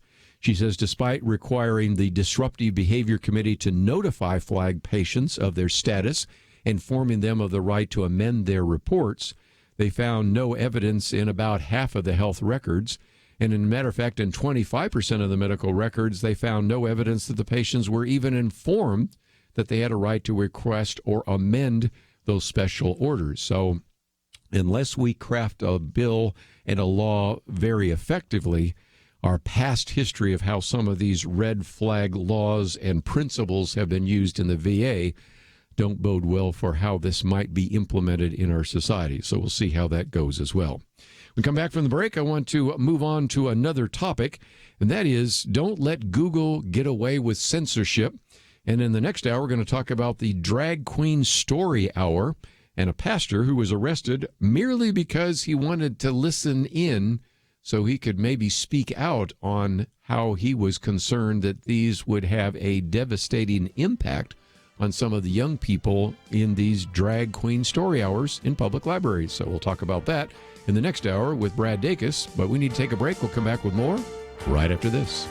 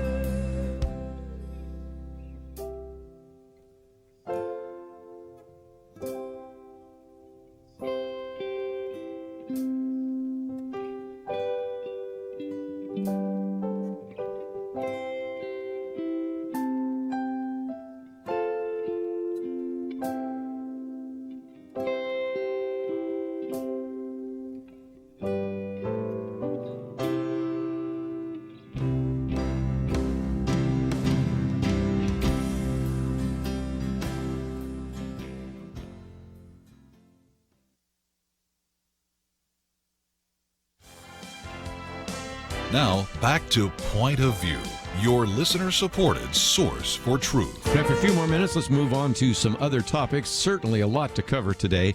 And I wanted to also mention our fourth article today, Don't Let Google Get Away with Censorship. And again, as a program note, Brad Dacus will be with us in just a few minutes. And there's a very good piece that appeared in World Magazine about a pastor who simply wanted to investigate the Drag Queen Story Hour, concerned about what was being said in the public library. After all, it is a public library. Our tax dollars go for that. Probably some pretty outrageous things being said, and instead he gets arrested. So we're going to talk about that and just the whole phenomenon of the Drag Queen Hour in the public libraries in just a few minutes. But just before we wind down this hour, let me just quote briefly from Dennis Prager's piece, which appeared in the Wall Street Journal, and of course you can probably find it in other venues as well. Don't let Google get away with censorship. And he says there's an understandable reluctance among conservatives to allow the government to pass any laws governing big technology companies as a result of their hostility to conservative voices. If you're not familiar with the fact that there is a censorship of conservative values, you can certainly go to our website and find some articles. My most recent booklet on social media has a section at the end on censorship, and so we document that, and it's really not even up for question anymore. So he says, we oftentimes believe in limited government, and we don't really think that we should have any kind of control because, after all, they're private companies. And he says that's correct. But he says the issue's a little more complex. Let's, at least for just a minute, understand how significant this censorship has been. Dennis Prager reminds us that PragerU releases a 5-minute video every week. Some of the most recent ones have been like 5.5 minutes, 6.5 minutes, but whatever, And as of this writing, 56 of those videos are on the YouTube restricted list. And these are not controversial. Let me just give you some examples. Alan Dershowitz, who's been on this program, who's a former Harvard law professor, did one on Israel's legal founding. Andrew Roberts, who is a biographer of Winston Churchill, Why America Invaded Iraq. You have Ayin Hirsi Ali, Why Don't Feminists Fight for Muslim Women? Again, Heather McDonald has been on this program with the Manhattan Institute, Are the Police Racist? And then a couple of others that may or may not sound familiar to you. So these are the kinds of people that we feel you need to hear from, and oftentimes aren't necessarily even represented as Christians, but simply have some really important things to say that you need to know about. He says that when we've asked why these are restricted, we've received 0 answers with one exception. That is, when they actually had a Senate hearing recently, one of those restricted ones was the 10 Commandments, what you should know. It's a video that actually Dennis Prager did. It's kind of a setup for the book that he had come out. And Texas Senator Ted Cruz asked Google at the hearing why they would put a video about the 10 Commandments on a restricted list. The representative responded that the video referred to murder. As he did not appear to be joking, I assured the Senate committee that we would release a Google-friendly video called The 9 Commandments. Then, in defense of the Google's explanation, Senator from Hawaii added that the 10 Commandments video had Nazi imagery. And then Dennis Prager said, well, I explained that the swastika was shown along with the hammer and sickle as an example of a modern society in which murder was acceptable. Don't we want young people to associate the swastika with evil? I asked. Of course, she did not respond. So the point he's making is this. We are dealing with all sorts of videos that are on a restricted list. We're dealing with various people that have been removed from Google or YouTube or whatever. They've been demonetized. And so he points out, as I do in my social media booklet that I'd be glad to make available to you, that Congress gave Google and other social media an exemption from lawsuits back in 1996. It's called the Communications Decency Act. Section 230 of that bill provided these companies, he says, with immunity against defamation and some other legal claims. The clear intent of Section 230 is that the bargain that Congress was made with these tech companies was to promote free speech while allowing companies to moderate indecent content without being classified as publishers. But, he says, Google and others have violated that agreement. They want to operate under a double standard, censoring material that has no indecent content, that is acting like publishers, but retaining the immunity of non-publishers. When YouTube puts Dennis Prager's and PragerU's content on the restricted list, when Twitter bans conservative actor James Woods, they are no longer open forums. He points out that research that was done by Richard Hananiah, who is at the Institute of War and Peace Studies at Columbia University, actually looked at bias in Twitter. And here's the quote from this professor. He says, quote, my results make it difficult to take claims of political neutrality seriously. Of the 22 prominent, politically active individuals who are known to have been suspended since 2005 and who expressed a preference, they all, 21 of them at least, were supporters of Donald Trump. So you can see it isn't fair at all. Now, one of the arguments sometimes they will make is, well, some of these other liberal groups are also on a restricted list. And as Dennis Prager points out, that's really not an apples-to-apples comparison because oftentimes they use expletives or all sorts of maybe very violent kinds of comments or pornographic comments that are not appropriate for children. But that's not what is happening with the Dennis Prager videos. So he concludes that if nothing else, the willingness of some conservatives to confront some of the most dangerous attacks in free speech in American history is disturbing. Do they think Google, Facebook, and Twitter, the conduit of a vast proportion of the free world's public information, don't act on their loathing of conservatives? And so Dennis Prager ends with this question. If the 4 major U.S. airlines announced that they would not allow passengers carrying the Wall Street Journal to travel to some American cities, would any conservatives or libertarians defend the airlines' right as private companies to do so? And the example he uses because, of course, this is published in the Wall Street Journal. Very good piece, and it is our 4th article we've posted on our website today at pointofview.net.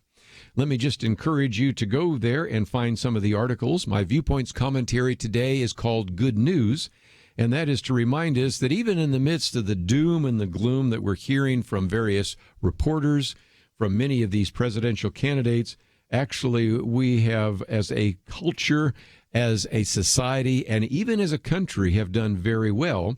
But then I use some of those numbers that come from Steven Pinker, who is a progressive individual that is an atheist at Harvard. And he uses these arguments in his book to argue that really the best evidence then shows that this all is the result of the Enlightenment. In his book, Enlightenment Now, he makes that case. And my point is he is correct in that if we have done extremely well, but I disagree with his explanation that it's all due to secular people and the Enlightenment. I think if you go back and look at the influence of the Judeo-Christian culture in terms of establishing these modern democracies that we certainly enjoy, the technological development that has come in part because of individuals who were scientists that had a Judeo-Christian viewpoint, I think Christianity deserves a lot more credit than you get in his book. So just thought I would post that to give you some facts and figures, but also maybe a little different perspective than you might get from the New York Times bestseller list. Let's take a break. We've got a lot more to cover. We'll talk about the Drag Queen Story Hour right after this.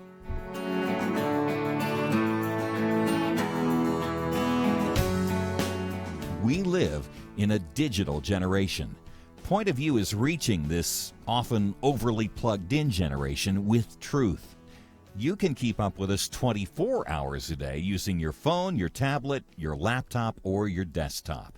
Search for the Point of View Radio Talk Show on Facebook, where you can keep up with today's issues, learn about current and upcoming guests by liking us on Facebook. Also, follow us on Twitter. Our handle is @PointOfViewRTS. That stands for Point of View Radio Talk Show. Learn, interact, make a difference with Point of View using new media. And here's one way you can make a big difference. Help us increase our reach by spreading the word among your friends. Share a Facebook post. Tag us in a tweet. With enough joining us to plant seeds, we'll see a tremendous harvest. Come on, it only takes a minute. Search for Point of View Radio Talk Show on Facebook, @PointOfViewRTS on Twitter, and subscribe to the Point of View Radio Talk Show channel on YouTube. Learn, interact, share. The Point of View Radio Talk Show. Point of View will continue after this.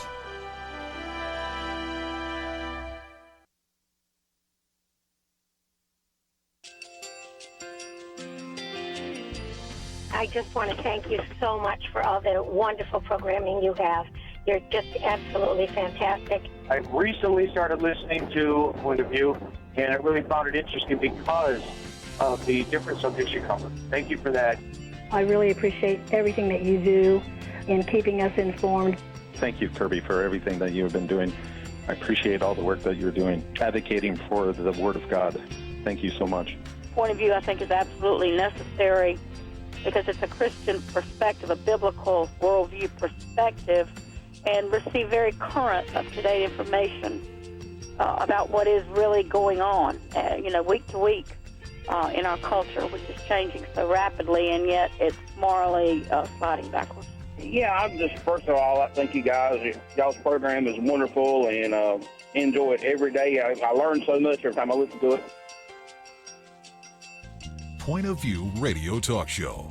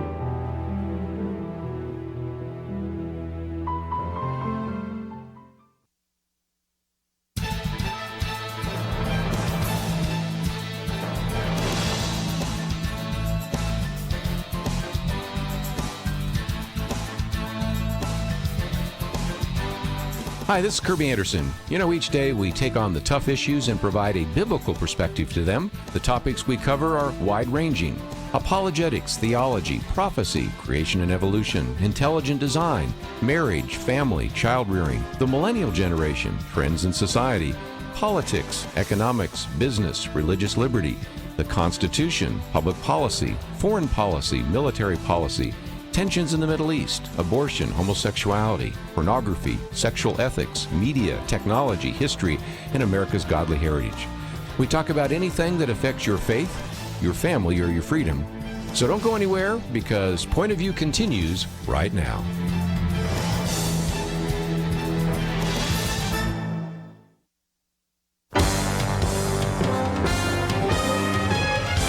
Across America, live. This is Point of View.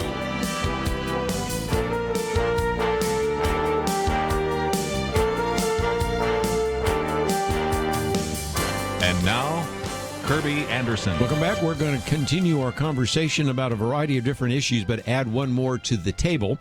And that is, as I mentioned last hour, the Drag Queen Story Hour is something that is starting to proliferate. And even if it has not come to your community, it certainly will. And it is an attempt by various individuals to promote drag queens. These are oftentimes performances where a man dressed as a woman, usually in very flamboyant costumes, read to children.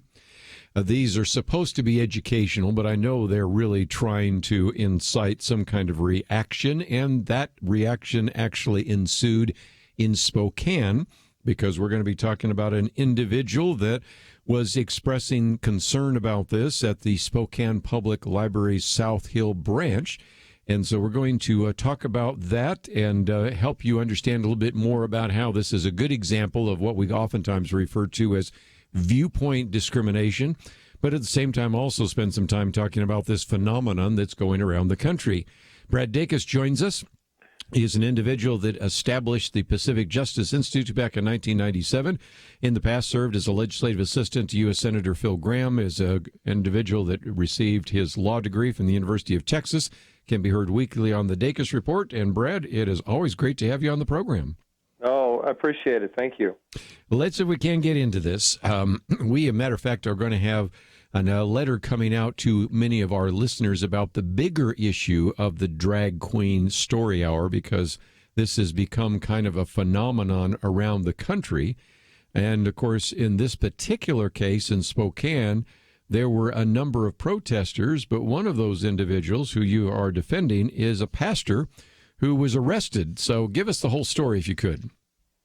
Sure. This Drag Queen Story Hour came to a library in Spokane, Washington. Some parents and pastors had heard about this, and they showed up to express their concerns. And so this one pastor was there, and he wasn't a part of any group. He wanted simply to go inside the library and listen to what these drag queens were going to be reading to these young, little, innocent children. And during this story hour, the police saw him and asked him and said, are you supportive of the drag queens, or are you, not in favor of the drag queens? He says, well, no, I don't believe what the drag queens are doing is good. He says, well, police said, well, then you have to stand on the other side of the street. And he said, well, look, no, I'm not demonstrating. I'm not going to create any disturbance. I just simply want to go in and watch what's happening and just to be there and observe. He says, and the police says, no, you can't. You have to go to the other side of the street. You cannot go in the library if you're not in favor of the drag queens and their usage of one of the rooms in the library.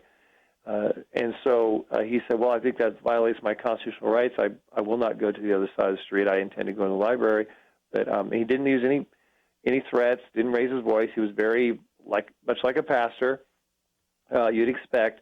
And in fact, he's also a member of he's a writer for a Christian magazine as well, publication. So he's a reporter as well in that capacity. But the police then arrested him and put him into a temporary jail, if you will, as the back seat of this car law enforcement that has the bars and everything. He had to sit there for 3 hours before he was then taken and booked as a criminal in the local jail.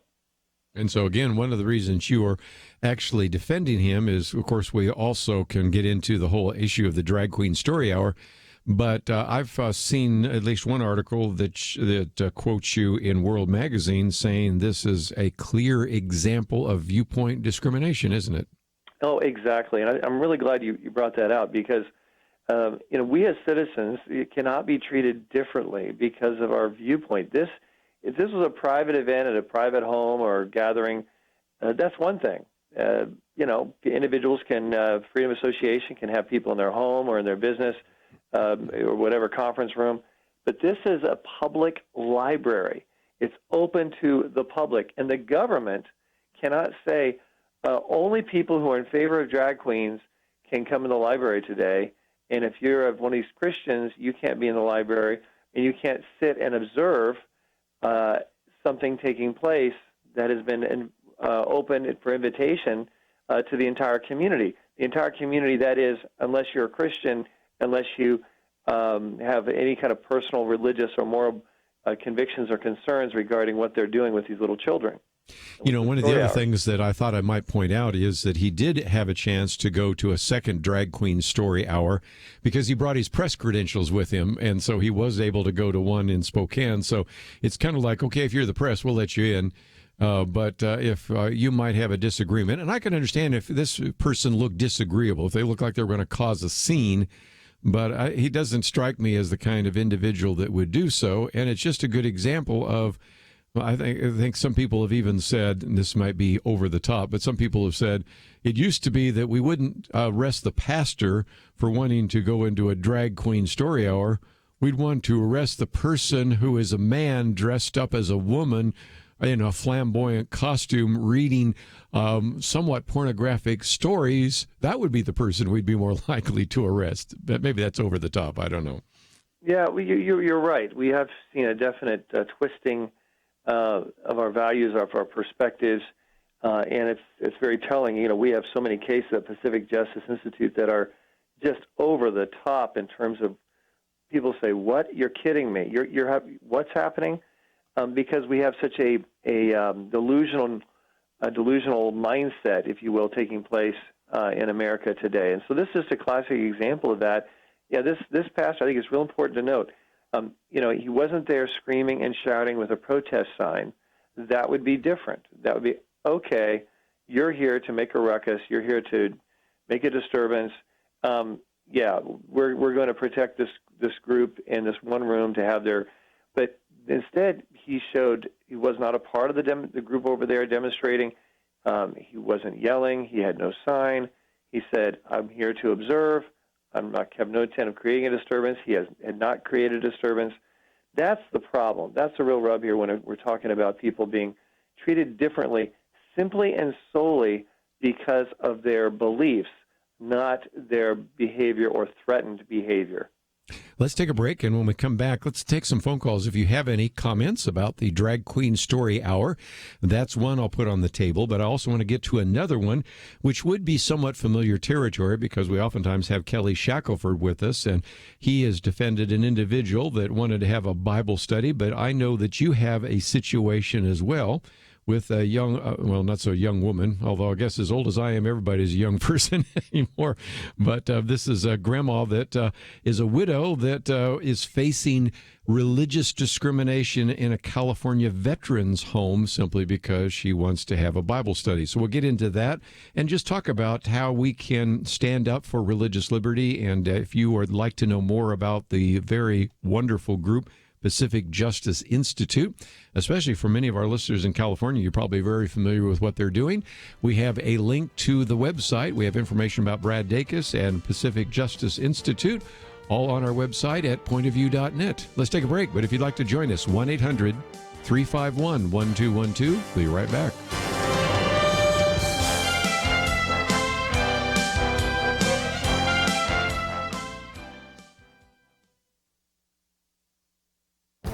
This is Viewpoints with Kerby Anderson.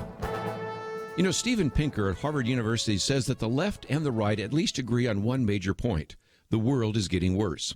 His new book goes into some detail to show that simply is not true. In a recent op-ed, he reminds us that such gloominess is decidedly un-American. Unfortunately, we fool ourselves by comparing rose-tinted images of the past with the scary headlines of today. Here are just a few statistics worth considering. The homicide rate 3 decades ago is almost twice what it was today. Americans below the poverty rate today is less than a third of what it was back then. The number of wars worldwide today is half of what it was in 1988. Life expectancy has risen dramatically in the last century. Through most of human history, continuing into the 19th century, a newborn was expected to live around 30 years. Life expectancy around the world has now risen to 71, and in the developed world is at 81. As I've mentioned in previous commentaries, extreme poverty across the globe has dropped at a significant rate. In fact, Pinker predicts that the rate of extreme poverty may approach zero in our lifetimes. My major concern with his book and op-ed is his belief that all of human flourishing is due to the Enlightenment. He wrote his book to make the case for science, humanism, and progress. As I've discussed in previous commentaries, the rise of modern science came in large part from scientific pioneers who were at least theists and in most cases Christians. Likewise, arguments for free markets and private property also had a Christian component, and many of the founders of this country who gave us a republic articulated Christian principles. Some of this is lost in his attempt to credit all this good news to secular humanism. I'm Kerby Anderson, and that's my point of view. For more information about issues covered on Viewpoints, visit pointofview.net. Pointofview.net.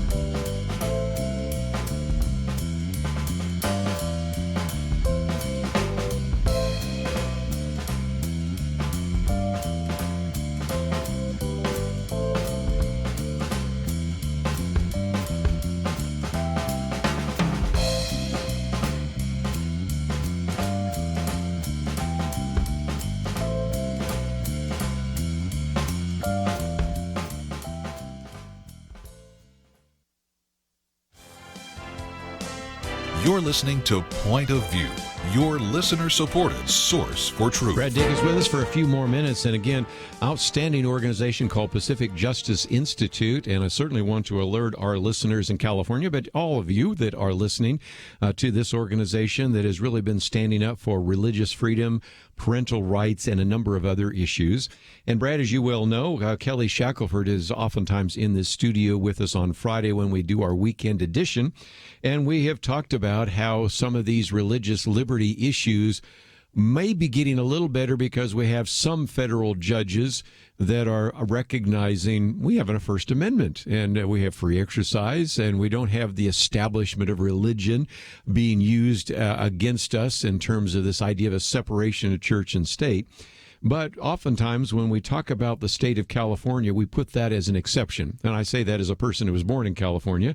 And one of those examples is of this widow who actually, in a California veterans home, simply wanted to have a Bible study. You wouldn't think that that would be controversial, but if anybody's been listening to some of the other cases I know Kelly's dealing with, that has taken place. And so there's a way in which people can help defend her. So tell us a little bit more about that story. Yes, this is really outrageous. Here she is. She's a woman in her 80s. She's a widow. Her husband was a war vet. We're fought in World War II, the Korean War. She actually worked for the Pentagon, the Department of the Army. And so she's in this veterans home, and she was actually a part of the chaplaincy program, and she had a Bible study. Well, they removed her from the chaplaincy program after allegedly someone had complained that she had shared her faith. She was born Jewish, She is a Messianic Jew or a Christian Jewish individual. She's on fire for Jesus, and she definitely shares her faith, and she's very positive. You see the love of Christ in her. Well, someone complained that they had she'd shared her faith with them. So they said, you can't be in the chaplaincy program if you're going to minister in a way that includes the word Jesus, and which we see, unfortunately, more and more in terms of chaplaincy programs. And like in the military, for example, we had that really pushed during from 2008 to 2016. But now we have her being told, oh, and by the way, if you're caught sharing your faith, if you are caught having a Bible study anymore, we're going to boot you out in the street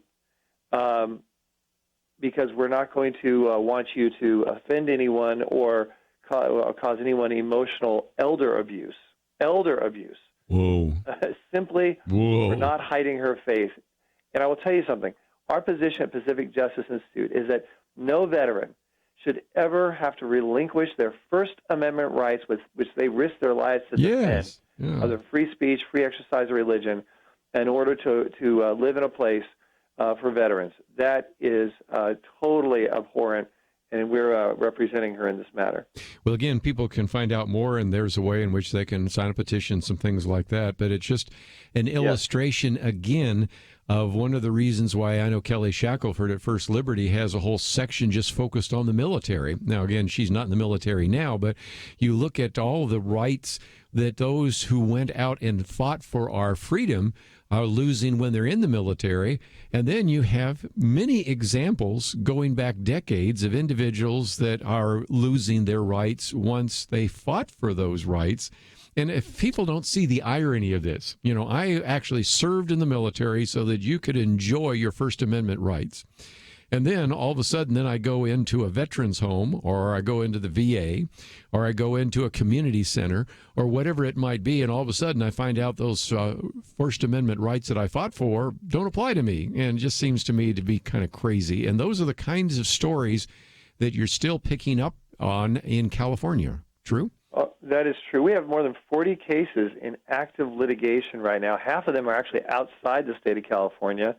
And we take cases all over the country. And I had 2 cases myself in Texas recently where I defended a pastor being prosecuted for preaching the gospel in a public place in San Antonio, and then another minister being prosecuted for the same thing in El Paso. We defended both of them. We got the charges dropped, but after months of pending criminal prosecution.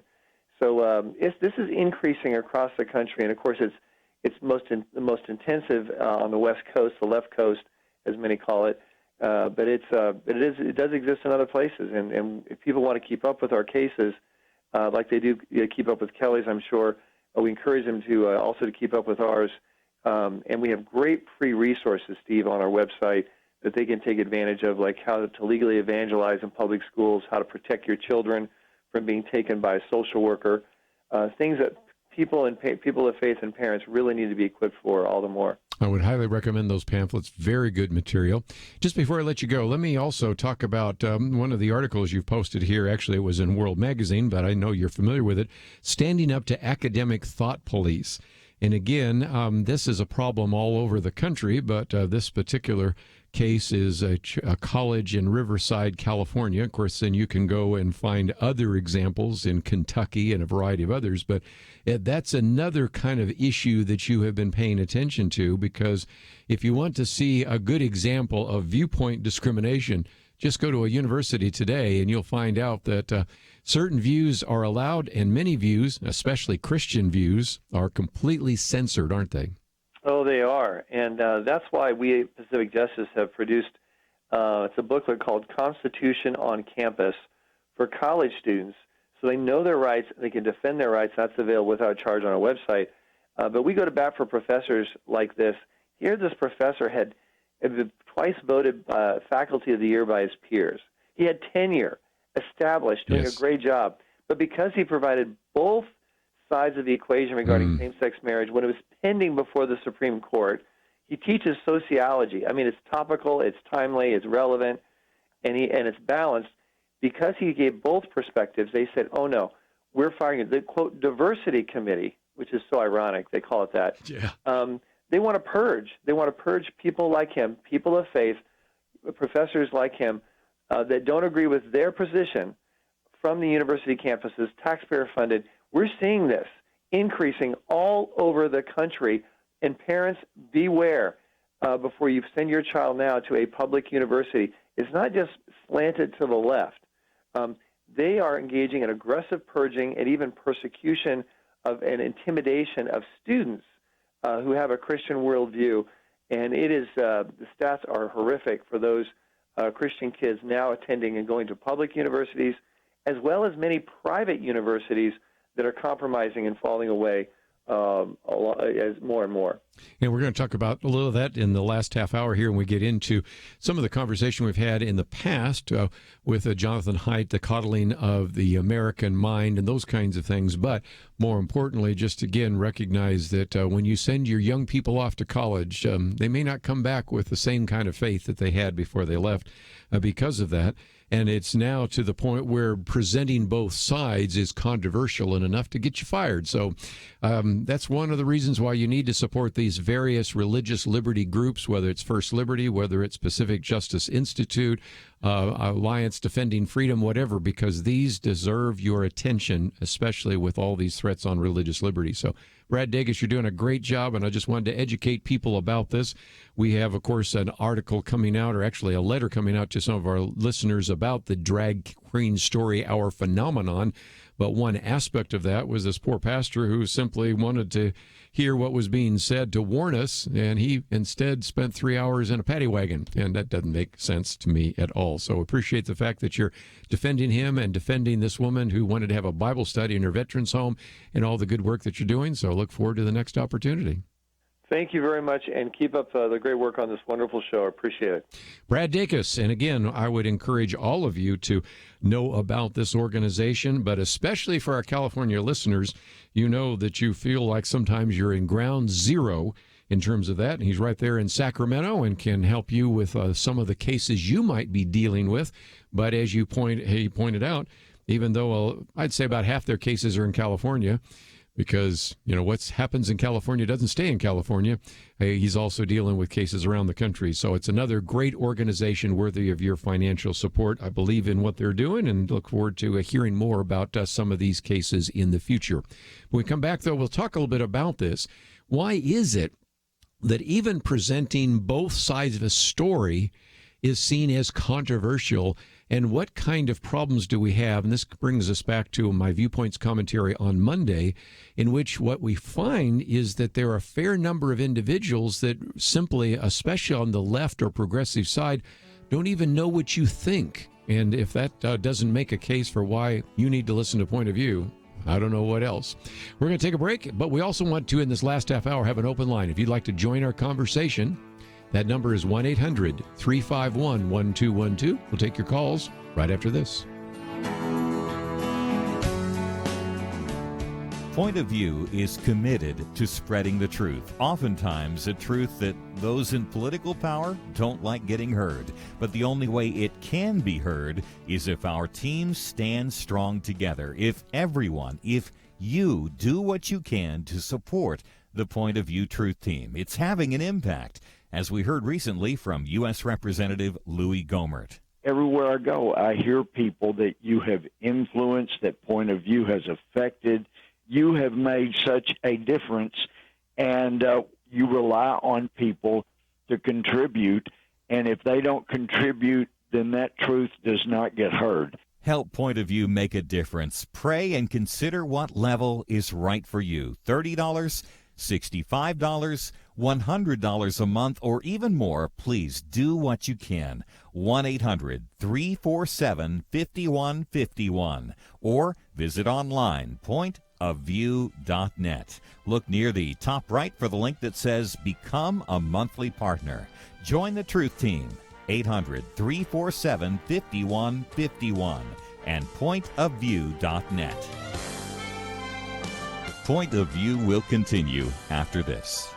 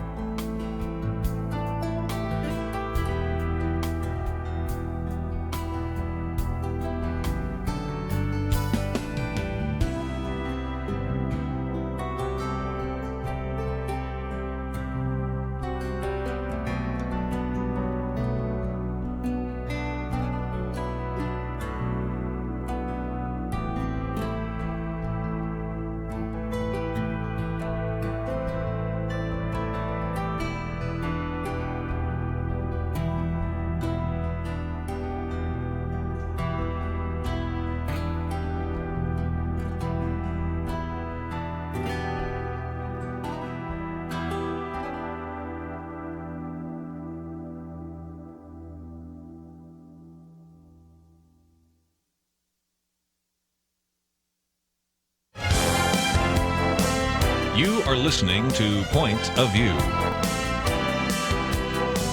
The opinions expressed on Point of View do not necessarily reflect the views of the management or staff of this station. And now, here again is Kerby Anderson. Final half hour, if you'd like to join our conversation, 1-800-351-1212. If you've been paying attention, we've talked about quite a number of different issues today, from the shooting and some of the psychology, the issue of guns. We've looked at maybe some of the motivations behind mass shootings. We've talked about what could be done to change some of that. We've also looked at a couple of other issues as to whether or not Google is engaged in censorship and what can be done in that regard. So lots of topics, as well as the whole issue of the drag queen story hour, religious liberty issues, and much more. So if you'd like to join us on any of those topics, 1-800-351-1212.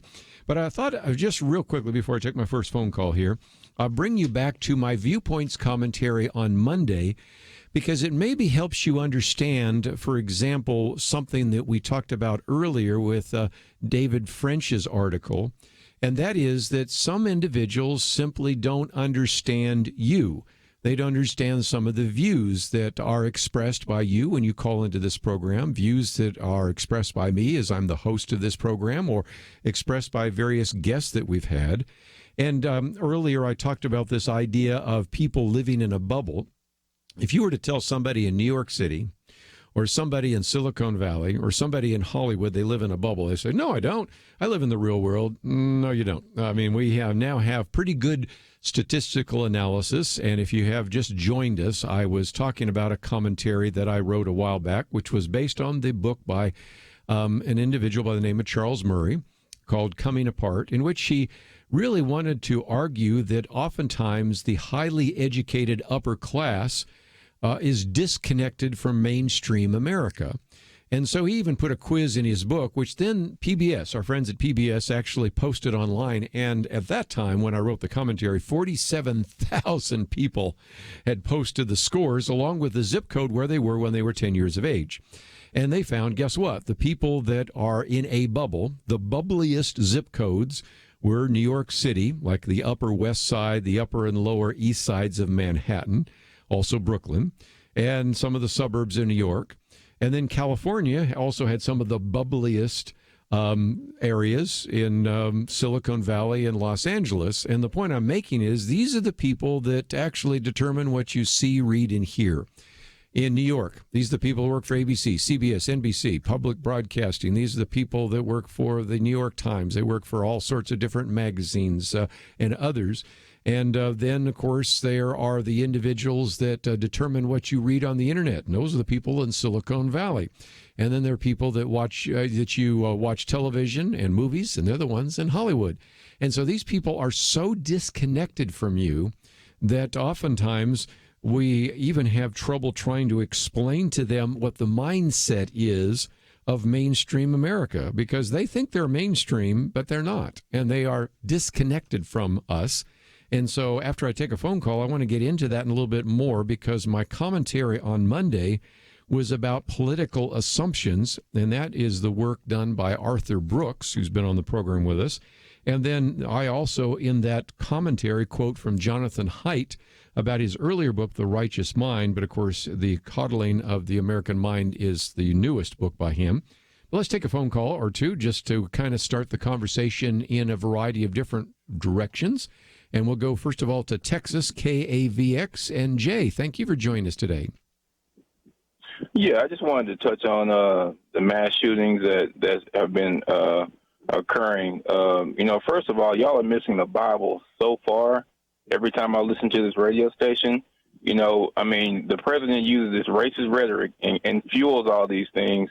And then he talks about the invasions of things like that. The Bible, have y'all not read? The Bible clearly states how we should treat the stranger and the foreigner, and how we should how he even told the Israelites to keep the fields unharvested and to treat these people like they're human beings. And you talked about the cause. You can't get people who are so-called experts in their field in psychology and doctors that already agree with what you're saying to justify your points of view on issues like mass shooting, because these people are connected to racist white supremacist groups. And yes, they have background issues, but people that have background issues, all people that have these same background issues don't do these things. So I think you are completely biased. You're completely missing the point. And there needs to be some type of biblical validation when we're talking about these things, and not these biased experts that you choose to validate your points of view on. Okay. First of all, let me take the experts I've quoted today. One would be Dennis Prager. One would be John Stonestreet. I guess I did just mention a minute ago Arthur Brooks and Jonathan Haidt. I don't know that I could say in the wildest stretch of anyone's imagination any of them are tied to white supremacists or tied to any kind of racism. The shooters are. The shooters are tied. The shooters are tied. Well, to white shooters certainly are. Well, at least one of them was. Well, that's what I'm talking about. And the point I was trying to make is that it's not just being neglected and the other issues that you're stating in these people's background. These are all people that are tied to, number one, the president's points of view of the invasions and getting. I mean, go back to Charleston. Go back to Dylan Roof, the shooting. These people are shooting and killing minorities. There is a racist underlying motive to these people besides their background issues.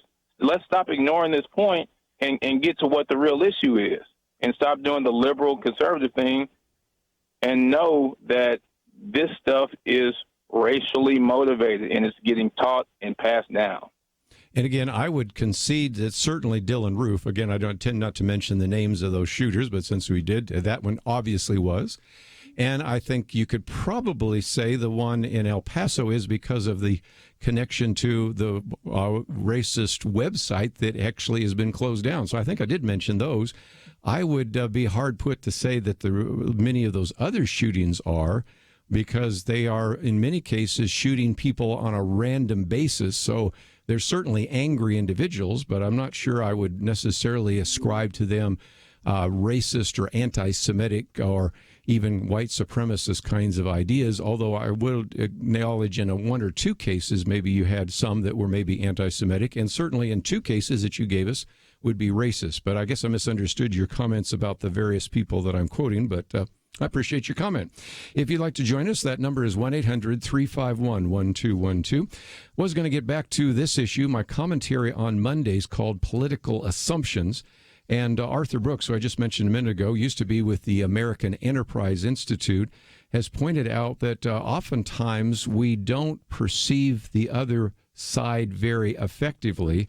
And what he pointed out is an article that appeared in the Journal of Politics, in which they said that the average Democrat believes that more than 40% of Republicans earn more than $250,000. By the way, in case you're curious, that's 2%, not 40%, and it just shows how different that is. And so I went back and quoted Jonathan Haidt, who I just mentioned a minute ago, who wrote the book The Righteous Mind, and more recently, The Coddling of the American Mind. And they did a study, and he actually documented a study in which they actually required various individuals, first of all, to tell them, where are you on your political spectrum? And so then they wanted to see how well liberals and conservatives could understand each other. And so 1/3 of the time they were supposed to fill out the questionnaire normally as they would themselves. And then 1/3 of the time they were asked to fill out the questions as they think a typical liberal would respond. And then 1/3 of the time they were supposed to fill out a questionnaire the way they believed a typical conservative would respond. And at the end, I thought it was an interesting summary by Jonathan Haidt, who, by the way, is not even a Christian, but has been on the program with us before. And he's actually went on to say that moderates and conservatives were the most accurate in their predictions, whether they were pretending to be liberals or conservatives. Liberals were the least accurate, especially those describing themselves as very liberal, which, as I point out in my Monday commentary, Arthur Brooks points out that that's another danger, because oftentimes most of what we see on a lot of the social media is really already very slanted. Only about 22% of U.S. adults are on Twitter, and 80% of those tweets come from about 10% of the users. So as he points out, that means if you are relying on Twitter for your political information, you're being informed by about 2.2% of the population. And oftentimes, the more liberal you are, the less you are aware of the other person's point of view. So if you want to understand why oftentimes we find ourselves in a situation where the left and the right aren't communicating, why we're having difficulty really bringing about any kind of compromise, any kind of common sense legislation, that I think helps explain a great deal of it. So if nothing else, just wanted to mention that is my commentary on Monday entitled Political Assumptions. If you want to go back and find a previous piece that it quotes from, that appeared in March called The Conservative Advantage, which is one of the chapters, interestingly enough, in his book on the whole issue of political perception. Let's take a break, and when we come back, we'll take some more phone calls. We'll be back right after this.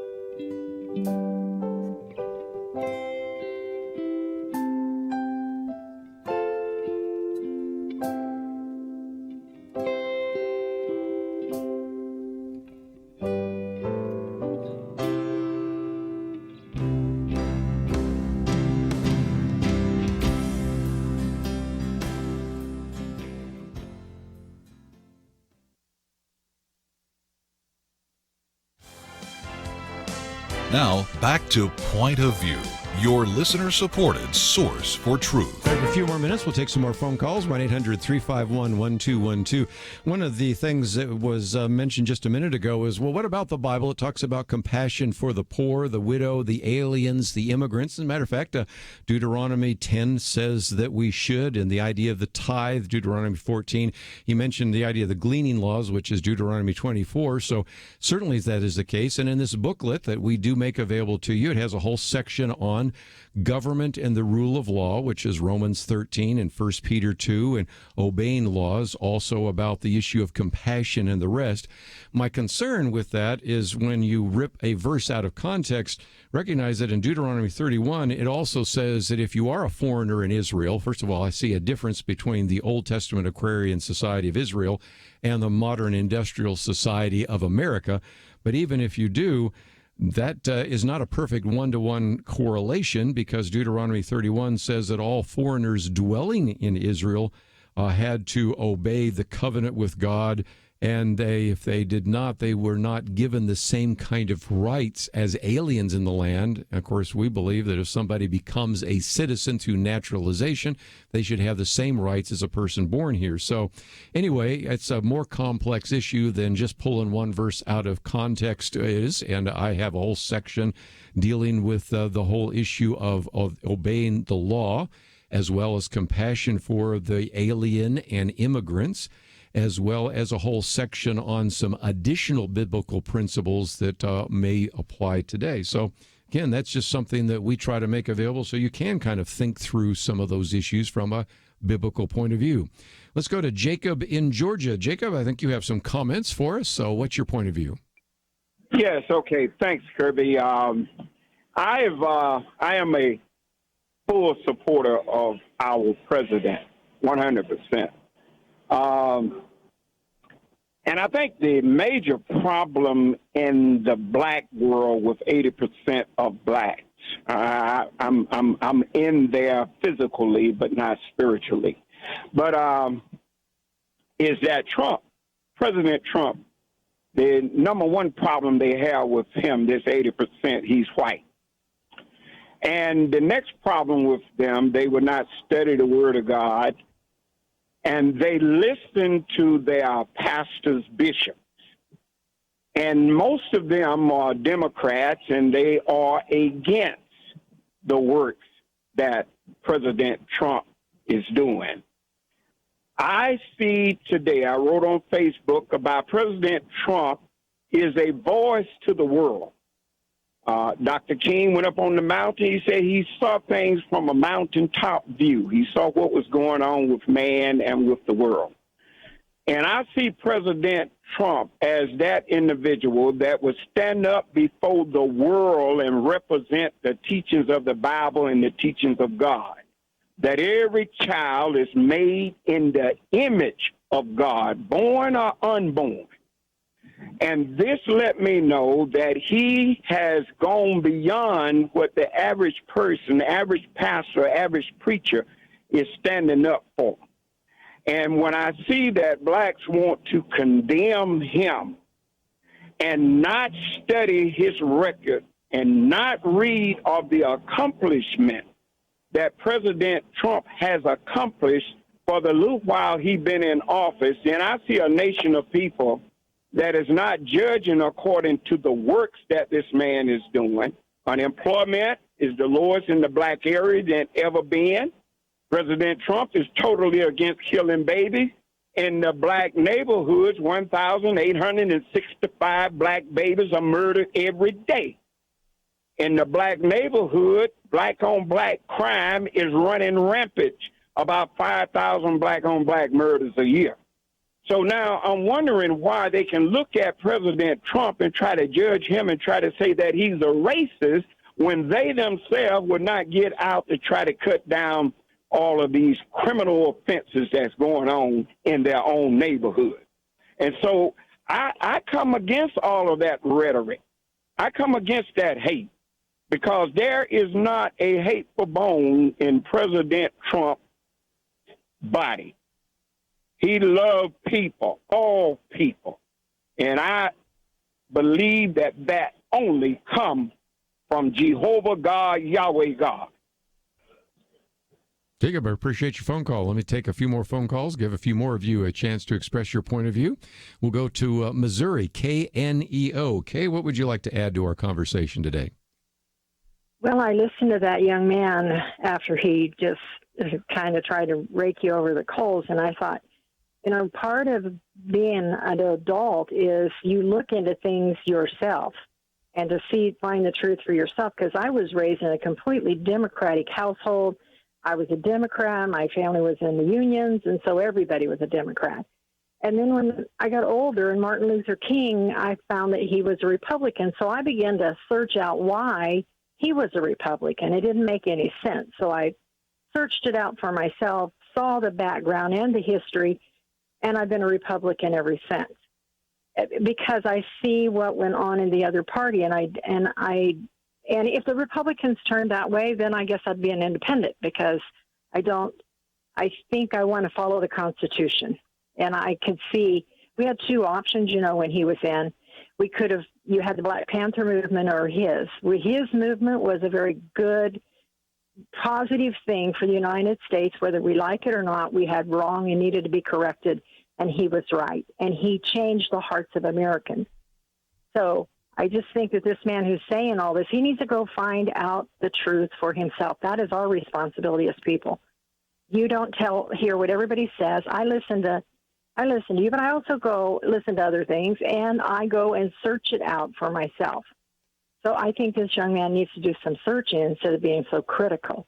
But anyway, I just feel like we should all be honest and search things out. And then when you find the truth, if it's something that you thought was really great and now it's not, we need to be honest. So I want to tell you personally that I appreciate your program. Thank you. Well, appreciate that. And we're just about out of time, so let me just mention as a program note what will be taking place tomorrow. Immigration kind of did surface, so we have Sammy Rodriguez tomorrow talking about some of those issues. Martin Meyer is going to be talking about these various Muslim patrols that are taking place in New York City and what's that all about. And then Michael Yosef will be with us. We'll probably be talking about a variety of different things with him. And so we've got a lot of things to cover tomorrow on the program Point of View. And as I pointed out, there are a lot of things that just simply have not been covered by the press. And that's one of the reasons why we've tried to cover a little bit of this today. A very good piece that came out just the other day by Gary Bauer, in which he went into the details of the El Paso shooter and the Dayton killer. And it is kind of eye-opening to realize how, in some respects, they were influenced by a lot more than just some of the narratives that have been used in the press. So, again, part of the argument I always want to make, use a level of discernment. And given, as we just pointed out in my commentary earlier in the week, that sometimes people make false political assumptions about other individuals, very important for us to read widely and evaluate the things that we see with a great deal of discernment. Ed, if you would like to know a little bit more about some of the issues we have discussed today, we have 4 different articles posted on the website, and you are welcome to read those, to copy those, to post them on your Facebook page or on your Twitter feeds, and it's all available at our website, pointofview.net. I want to thank Andrew and Steve for the help behind the scenes. Looking forward to tomorrow to hear from Michael Yosef, Martin Maurer, as well as Sammy Rodriguez. It's going to be quite a program, and it will take place tomorrow right here on Point of View.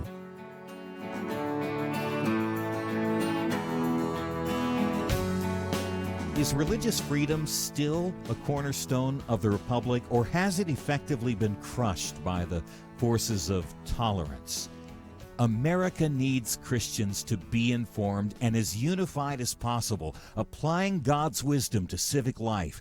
Point of View can be a key part of a successful mission. I believe in America. I believe God wants His best for us. We can face whatever the world throws at us as long as we stand together. If you have not signed on, please do it now. Support Point of View Radio today at pointofview.net. Set up your monthly gift by clicking the Truth Team 360 picture and then carefully follow the directions. Pointofview.net. By phone, you can give at 1-800-347-5151.